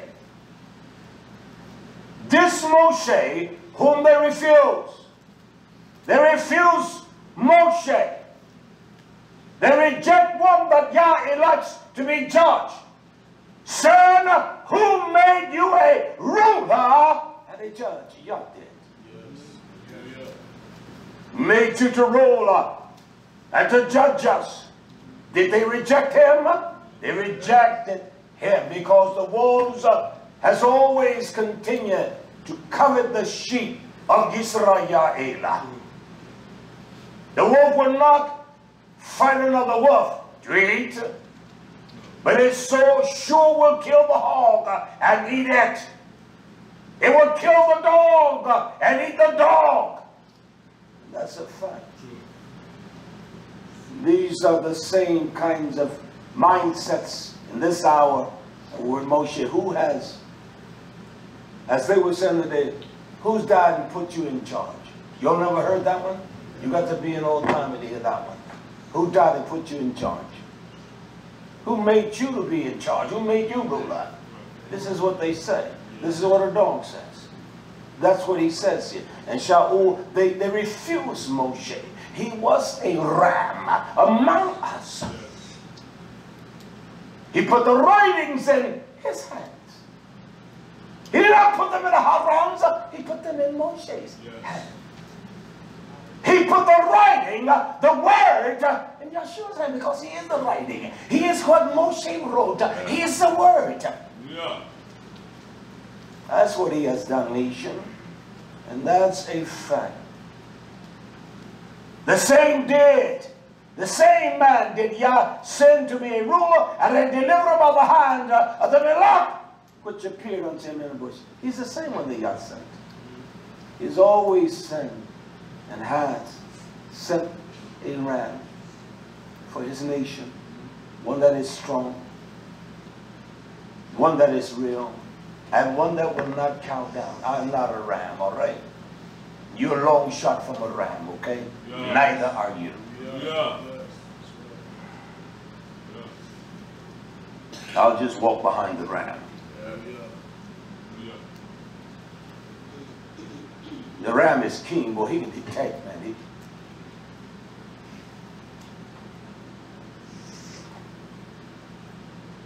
He'll stay in the blinds and just watch. Watch them fluttering, twisting their little tail, eating the most choice grass. And he'll say, I've lived this long and produce all them after my kind. I don't even know you all. First time integrating myself with you. Or you think he stays with that harem? He goes. And there are the rams that come, but they say, no. And when he comes, he makes himself known. And he fights for what he knows is best and his. And that's what YHWH does. He fights. Yeah. And so when there's one trying to raise up, they're going to fight. He's going to break that one's neck and leave him for the wolves to eat. And YHWH fight the battle for the nation. He is the one that fights for us, nation. YisraYah'ale. Yeah. Hallelujah. Yeah. Hallelujah. Hallelujah. Let me press on here. Then it says this in verse 47. The first ram then persecuted that second ram. Why? So that the latter ram arose and escaped from his former presence. And then I continued to look until those dogs, they toppled the first ram. And that's what these dogs will do. He gives us, when he made Adam, he made him with that ram nature. And that's what Nahashi is. It is the spirit of a dog. He sent him to be the pioneer of time and us. And there are many other Nabi'im, prophets and messengers have been toppled because of their unwillingness to deal with the reality of who I am. Son, I can't deal with the reality of who you are and what you do unless I deal with me foremost. And then I want my light to shine and my ways to shine, that you can see that there is a genuine approach there of all things. Now let's look at this. I want to look at this. I want to look at this. Because this first ram, when this beast has done, when he was cast out of the heavens, look what Galatians 12:13 says. So those dogs, until those dogs topple the first ram. Look what it says here, but you can't topple this one. Revelation 12:13. And when the dragon saw that he was cast to the earth, he persecuted the woman. He came after YisraYah'ale. He persecuted the woman. These dogs, that's what they do, which brought forth the man-child. we must allow that man-child, that mind of the man-child. We must allow the same mind that was in Yahshua HaMashiach. It must be in us. And you're going to see the rising of hell, dogs and wild things and trenches all around you. Close that door. One of you all close the door back there. You're going to see all of that trying to decapitate you. And that's what these dogs will do. Yeah. So what, to destroy the witness and the testimony of this man-child, Yahshua HaMashiach? With this part right here, I love everything this here. But in Chanukh 89:48, it says something here. It says, but that ram, the second ram, 89:48, it said the second ram arose, and he led the little sheep. And that ram begotten many sheep. He has begotten us unto the Father, many sheep. And fell asleep before a little sheep became a ram in his place, a judge and a leader of those sheep. And we know that Yahshua, he was taken from us. Yours says, but I will leave you comfortless.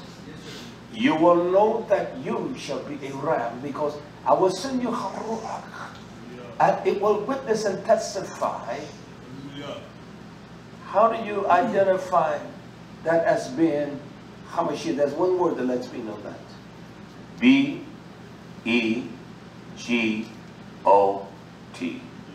Begot. Is there reference or clarity to that? I want to read. There are many more, but these are vital. It says here in 1 John, 1 Yochanan, chapter 5, verse 1. It says, whosoever believes that Yahshua is HaMashiach, 1 John 5:1, is born of Yah. Yeah. There's a renewing, there's a birth. He's born of Yah. And everyone that ahava him, yes. You understand? Yes. That is begotten. He was the only begotten. He was the GILYAHNA. He was the only begotten. And that GILYAHNA represents this, to be born. To be born. So by him begotten, he was begotten, we begotten. That shows us by this application, we have been begotten. We are born unto Yah. There's a birth. We are born unto Yahshua HaMashiach by the power of Yah. That lets us know that. He says, we that are him, also that is begotten of him. We must love him.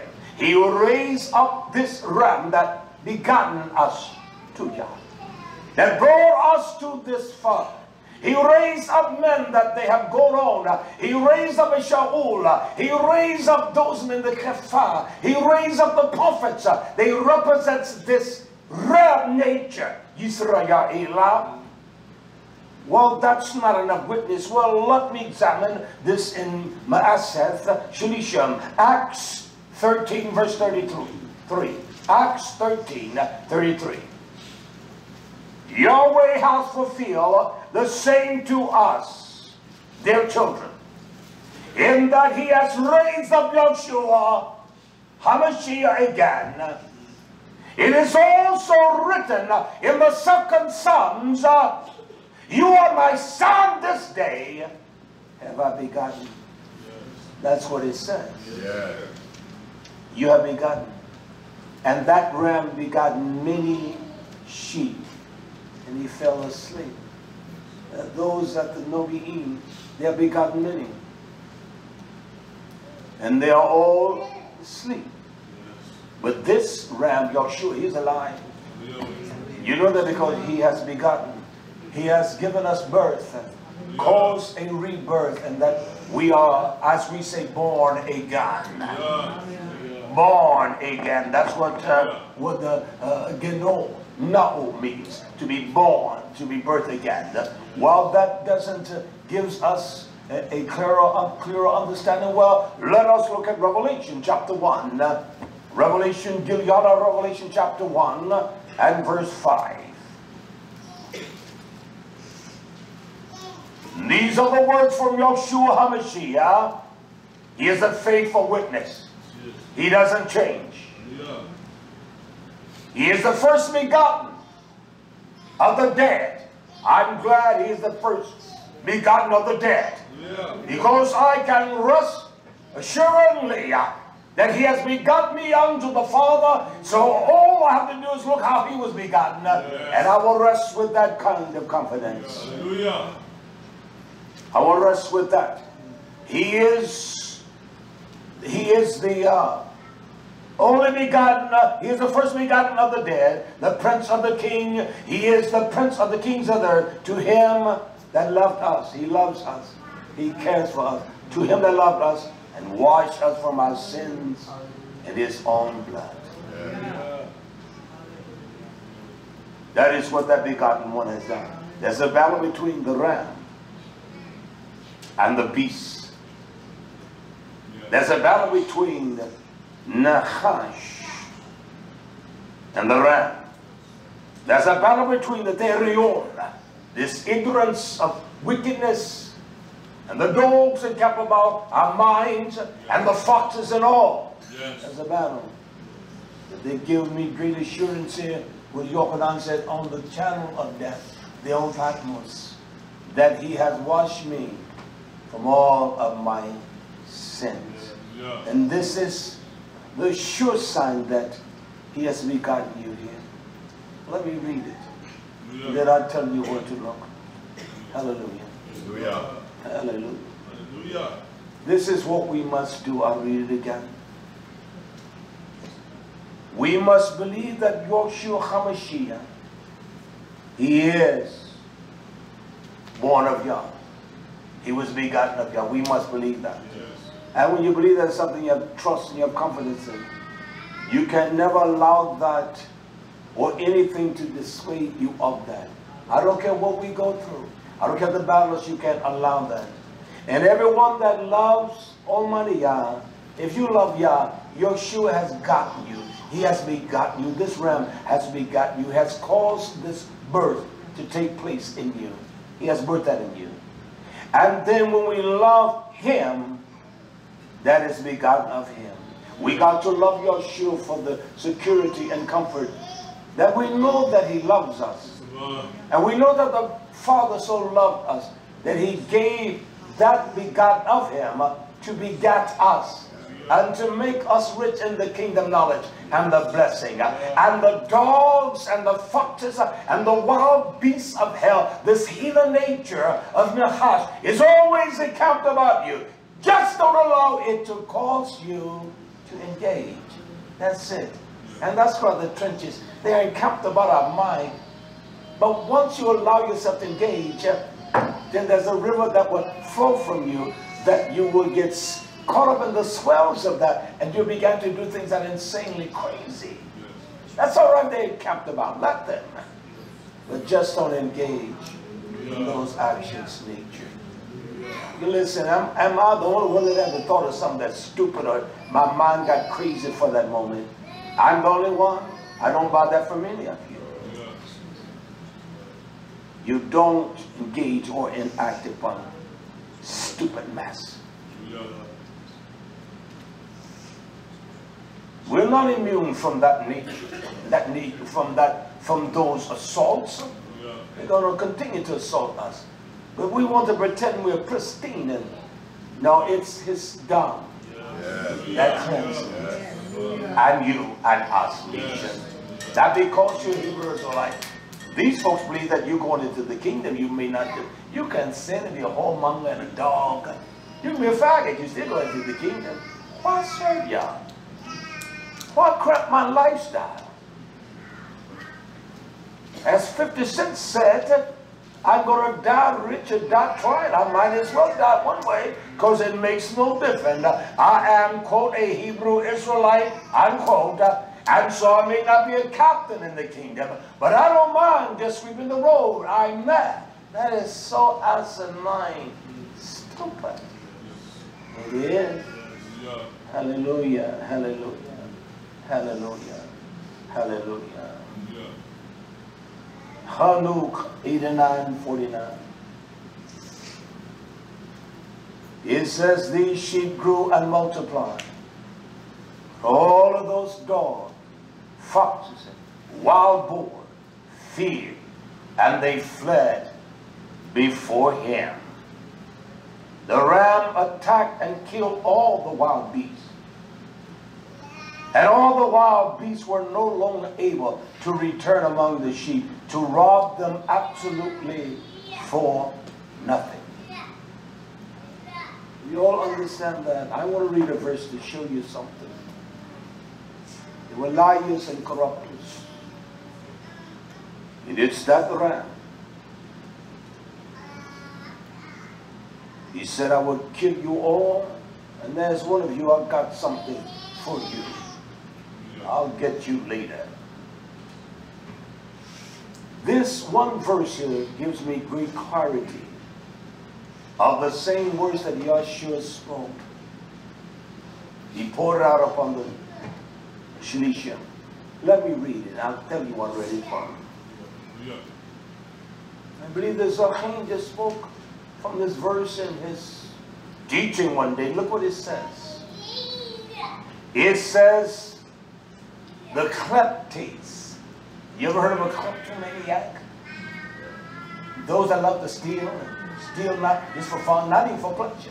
They just steal because they want to steal. And that's what a thief is. It's a klepto. A kleptes. And a kleptes is someone that steals your joy and steals your strength and steals your money and steals your excitement. What are you doing all that for? I ain't doing that. That's a kleptes. He said the kleptes comes not but for to steal. That's all he comes to do. He comes to steal. Now I remind you what he says in Hanuk. He said the sheep, he says, and that the beasts were no longer able to return among the sheep to rob absolutely nothing from them. But there's when he comes to steal. Because he's a kleptes. He's a kleptes maniac, kleptomaniac. He steals. He comes to steal, and this one comes to kill you. He comes to kill the essence of Yah. He's not, he cannot, you know, he comes to kill and he comes to destroy. But Yahshua says, I will destroy him. I am come that you might have life, and that you may have it more abundantly. You know that's the truth, don't you? You know I just read from the book. If you know nothing else, you know that one, don't you? From your Quran. You know that's the truth. He come that we may have life. And every ram that has been raised up by Yah, they brought life. I don't care if it was the Dawid, the Moshe. I don't care if it's the Elisha. They all came. Might even was the Shaul, the Kephah. They all brought life. Then he raises up this one that has the command and power over life and death. That goes down into the channels of death to give us one resolve. Don't fear. Don't fear. Yeah. It will creep in. We will become intimidated and fear. But don't fear, nation. Yeah. Don't fear. Yeah. Don't fear. Don't fear at all. And that's just the truth. Hanuk. Hallelujah. I'm going to finish here. Hanuk. I want to close from here.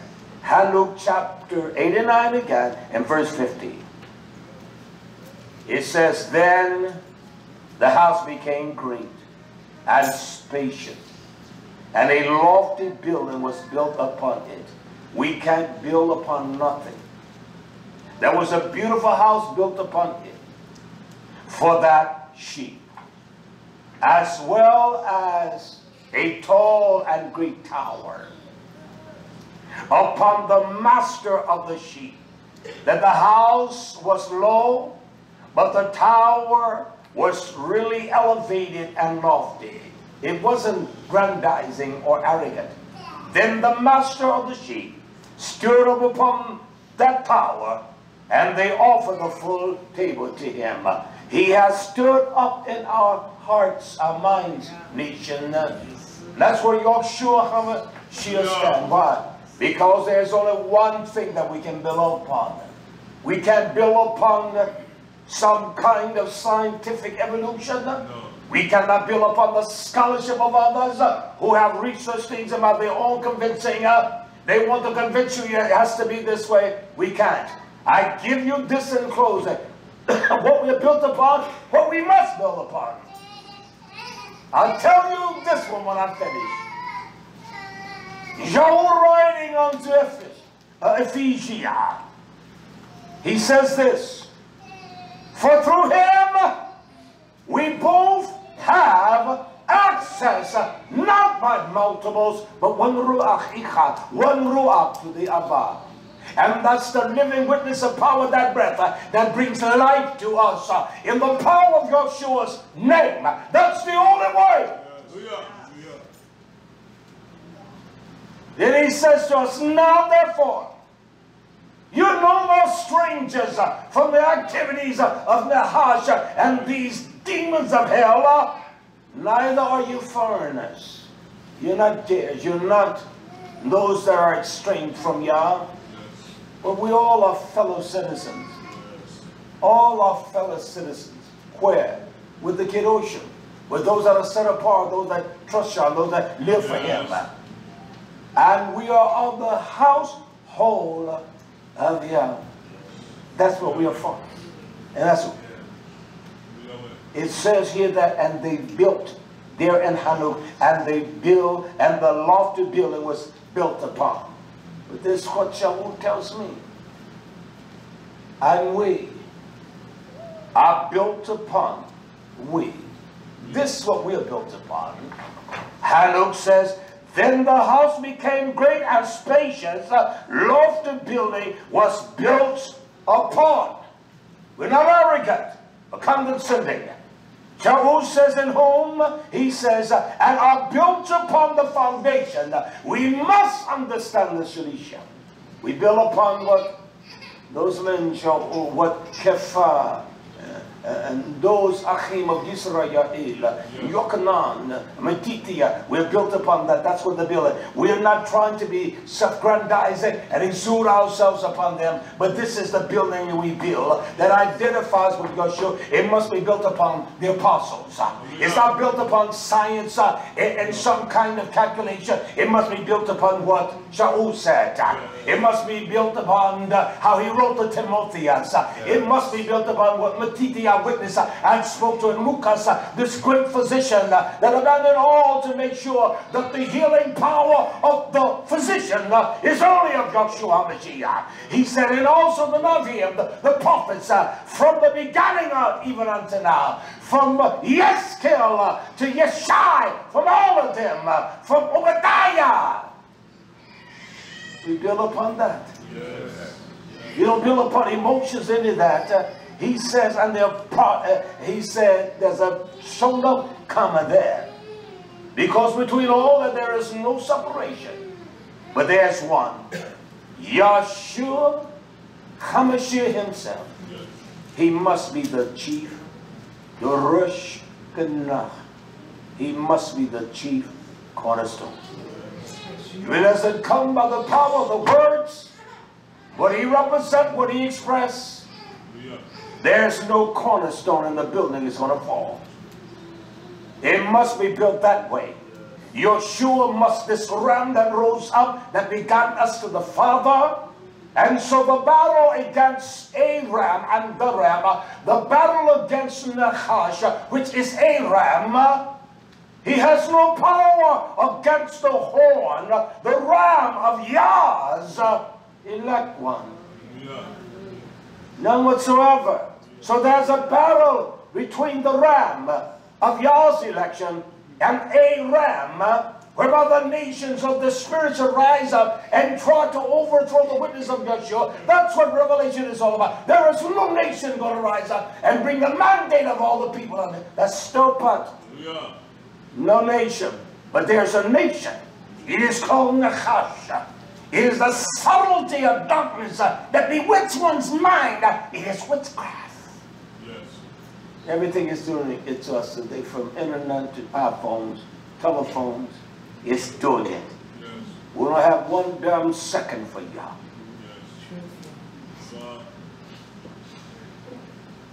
I said to my email, I know you're tired, you work as hard as I do, but I'm tired.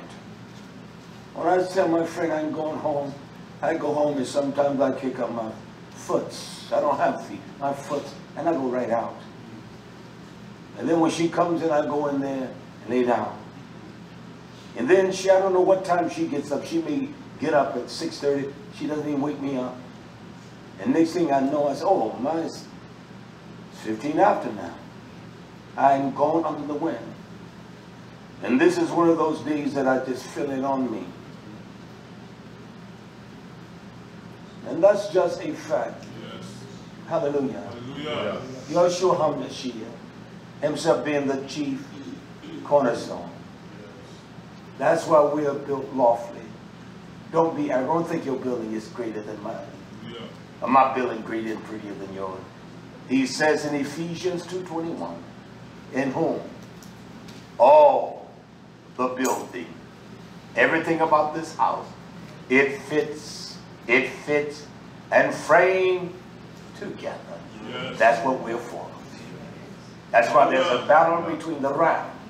There's testimony in the house, the building of Yeshua, and a ram of Nahash to draw us away from Yeshua. It fits and framed together. And see, a building doesn't grow, but this one does. And grows to a Kodesh Bayat in Yeshua. That's what we do. We get to grow into a perfect house, a beautiful house. You can only do it by the cornerstone, by YHWH HaMashiach. And he has established all doctrine. He has established all things. He was there. He says, the splendor that I had with you before the world. I was there. You know I was. And yet he left that. He didn't abandon that. He would have abandoned that if he had said, Hashatan abandoned that. And we have seen kings among YisraYah'ale abandon the beauty of Yah for their own sins and their own lust, and people as well. Nation. There's a battle. The ram, even when I said that I use lowercase a, I don't a ram, but the ram. Battle against the ram and the beast. This Nachash, this Terion, we must fight one battle. And that is the tough battle of Emunah. Stand, and after you have done all you can do to stand, just stay still. After all the tears and all the agony of my wrong, I'm going to stand, nation. And that's it. May the riches of Yah rest upon you all. May we all be strengthened by His presence and His love. May He cause our delight to rest firmly in Him. I do, nation. I'm broke, I'm busted, but I'm not disgusted. And that's just a fact of the matter. As the old ones would say, Yah's going to see us through. He will. Yes. And He has seen us through. And so be encouraged, nation. Be strong, because He will provide for us. He has always. There is not one drop of breath you provided this morning. He didn't even make you take time to worry about how you're going to breathe. Have you ever thought about that? We were coming down the road the other day, and I said, okay. So what? I was up early, and I hadn't been sleeping yet. I'm still getting up at 4 a.m., 4:30, no later than 5.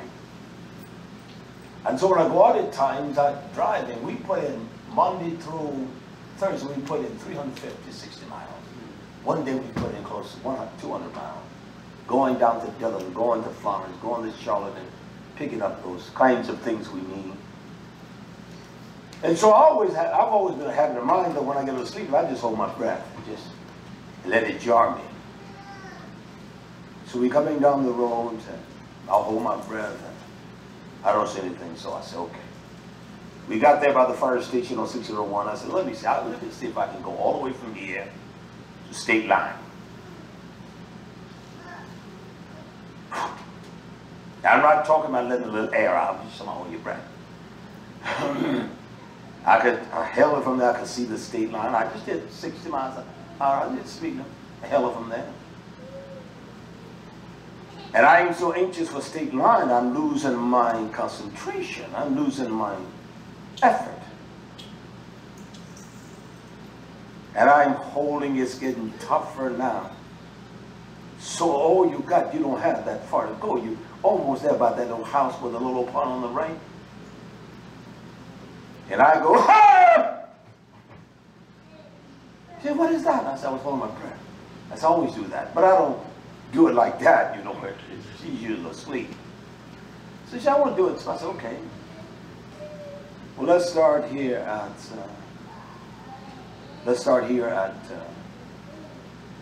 we get past the state line. My goal now is to go to Walmart, the warehouse there. That was her first time. She didn't make it. I didn't make it either. As we go up that hill, gotta breathe. So we go. I said, okay, we start again. We go when you turn off on 151. I said, I'm going all the way to the light and page with this one. She said, what are you doing? Exhaling the air in my lungs. I don't know what she did, but she got it tight on that one. So I get past Tucker going down on the road coming up. We get there. And I said, I'm not going to let her beat me. And I go, ah! And I knew she would be startled. She said, ah, what? She said, you did that to stop me. I said, I did. I sure did. I did. And what? Yeah. And I want you to beat me. That's exactly what I did. Stop you. And I never did beat her from there. I said, exactly, that's what I did. I made all that noise that it startled her. I said, you breathing? I said, you did that. You know what you... I said, yes, ma'am. I did that so I could say you didn't beat me. But from on out, she did. I tried it. But the last time, I said, that's it for you. So I got there by the school. I said, okay, let me see if I can go all the way to the turn-in. I got less now. I got past right there by the old quarry out there. I said, we turned down the dirt road. I said, let me make it home with that. But I do stuff like that. I'm silly. I'm always doing stuff like that. I really am. It's not a challenge. You just, you know. I used to be an excellent swimmer. I know I can't swim. I can still swim. But nowadays we have one of those swimming pools, Olympic size swimming pool. The only thing I've never been able to do, I would swim. I'm an excellent swimmer underwater. I know how the Lord, you get to the bottom, you can move because there's less gravitation to pull. So I'll always go down to the bottom of a pool. And as a young lad, 13, 14, that was my goal, to swim that length all the way underwater. Because I never saw the swimmers do that. And I was an excellent diver. I could get on that diving board, 1.5, 2, 2.5. We did that. Backwards, swans, tuck. There was a fly. You just go off the board, boom, and you just, that was a pretty dive. And we would get, everyone would go to the pool on Sunday, and there would be hundreds of us in the pool. And we started that diving board, one to go on the left side, boom. And everybody would just stop. Everybody stopped swimming and just watch us. And you knew you wanted to be a part of that activity. But when it came to swimming the length of the pool on the water, I never got it. I've come up that short. But when that water gets the pressing down on you, you'll come up if you can. And that water gets the beating down on you, you coming up out of that water. I'm not worried about making it to that. And that was the closest I got. It was about 2 feet, it was about that far. And I said, the only thing I do is press it. But when that water said, come up, you coming up out of there. You coming, I always tried. I never finish the length of the pool that way. But when when we got married, I would go down to Revolution all the time. That was easy to do. I would come off one side, turn around on the water, come back. I could swim that all day long, and that was easy. Very easy. I was the only one that went swimming. Yeah, I did that back then. She didn't go. Because I love to swim. I love to swim. I would swim every day as a young lad. Swimming. And nobody taught me. How did you learn? By observation. I learned to swim by watching those men like Will Hunter, Doug, Johnny Benton, Dexter. Never forgotten their name. And that's how I learned, just watching them. And the first time I got in the pool, I could swim. First time. First time I got in the water, I could swim. Wasn't the best swim. Until I developed my stroke, how to breathe. 1, 2, 1, 2, 1, 2, 3, 4. You got to hold my mouth. I could swim. And that came with the years of swimming because I love to swim. I don't forget too many things. I can tell them in sequence. She tried to jam me up, and I said, Amy, you remember that year we went down to Myrtle Beach? I said, I remember. I gave you the whole sequence of things. I know how much we paid for the Grand Hilton, $24 a night. And that was with taxes and all. It was $19.99. That's what we paid. There was no one there. We went at Thanksgiving. The only people that were from Canada. And I say it was nothing like it is now. It was no development down there. And those folks from Canada were not swimming. It was cold. I remember what I ate. I said, you remember that? No. I said, I ate. No restaurants down there at that time. I said, I went to Kentucky Fried Chicken. That was a store there. We went to Kentucky Fried. I went to that store. It was shut down. November. Nobody was there. Nobody on the beach walking. I purchased me some Kentucky Fried. I said, I can tell you what I did the next day. I watched a football game, Texas A&M. I said, I tell you. I said, you remember that night? She said, no, man, I can't. I said, I bought me a bottle of those little Texas pea peppers. I ate every one of those peppers with that chicken. It was something I regret doing in my life, that I regret. I was mad. I was sick. I ate that whole bottle. I love those little peppers. I wasn't used to eating them like that. I may eat 4 or 5 at a time. But that night, I ate every single pepper. And it didn't treat me kindly either. It wasn't a friend of mine. And that night I said, yeah, I said, God, I will, that next morning, I will never do. I ate every last one of them. I said, you don't remember? I said, I can tell you what's wrong with the belt. I bought 3, 4 pair of pants, work pants. Because Wayne had purchased me something, he worked the belt. And then so she tried to throw me in a twist. I said, you remember that? I said, yeah, I remember that with you. She tried, well, give me greater details. I said, no, I know what you're trying to do. I can remember that, I can tell you that, but you're trying to put it up because you can't remember like me. I don't forget things, nation. I really don't. I don't. And I love me some peppers. I love peppers. I love pepper. I can't eat it too spicy now, but back then, the hotter the better. But I got some for you all, you spice lovers. Already got it. I said, Ema, I want to do one of those lambs. I'm going to make it a little spicy, but I'm going to make a sauce that's going to talk. And we can see if they got what they think they got. I'm not going to kill you, but I wanted to make you stop for a minute while you eat it. I don't want it to hurt you, I want you to enjoy it. I got it. I already concocted my recipe for that spice. We're making it right nice and tinge with a little spice. It's hot, not overbearing. But you know, if you want to get that 3rd degree, you got to dip it in that sauce, you coat it, then we'll see what you made of. I'm growing some peppers this year. They're going to work on you, baby. Yeah, Barak. Bless you all. Do send an offering, a gift to strengthen the hands of this work here. I would love for someone to just send an offering every month when we can. We got all kinds of booklets that Hakeem and I have written And we can send them to people. We were sending them all around the world. Believe me, people back then, they were getting those booklets. And when people come today, they always go back there. I want to make sure we got everything in production again so we can fill those, make sure everything, a copy of everything is up there, and so we can fill that bookshop with those. People come, let them do it. We never charge anyone. We don't charge for nothing here. Even if you come to visit, we don't ask for no offering to eat. And there are people that love me for a moment, then they don't like it because they don't like the way I talk, but that's all right. So may the riches of Yah rest upon you all. Be encouraged today. YHWH's in the mighty name. I have let us stand to our feet. Patient. We turn toward YHWH as long as we're in this captivity. In all things, we do Barak our God for the greatness of your power. Nourish us all and give us strength. We pray from the babies to all of us, the elderly, Imaim, and all the sons of YisraYah'ale. Heal us all above all. We need healing. I need healing. Touch our precious Zachin. Bless him in a mighty way. Touch our Zachin. Tamasya, their infections. You know all things, and our friends and our elders and friends among us.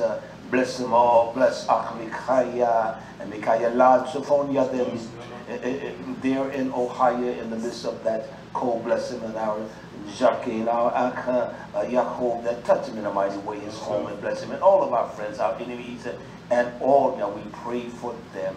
Bless your nation, your people, and feed us with your Torah truth. These are our prayers in YHWH's mighty name. Hallelujah. Hallelujah. Hallelujah. Hallelujah. Ya Barak Nation.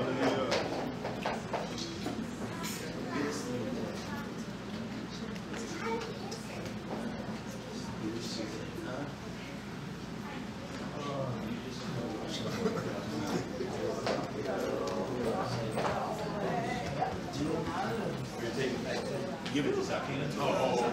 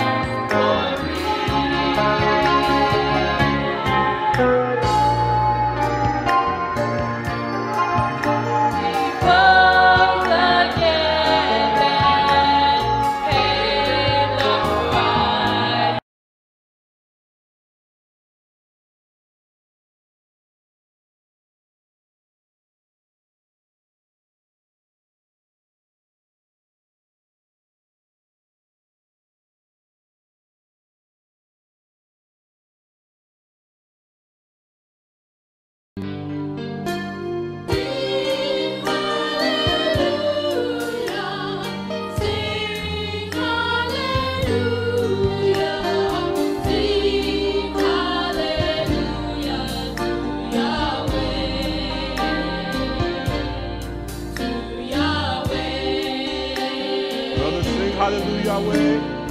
Sing hallelujah to Yahweh. Sing hallelujah to Yahweh. Sing hallelujah to Yahweh. Sing hallelujah. Sing hallelujah. Sing hallelujah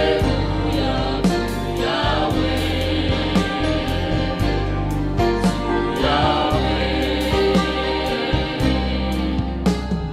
Praise Him that rideth on the clouds. Praise Him that rideth on the clouds. Praise Him that rideth. Praise Him that rideth. Praise Him that rideth on the clouds. On the clouds.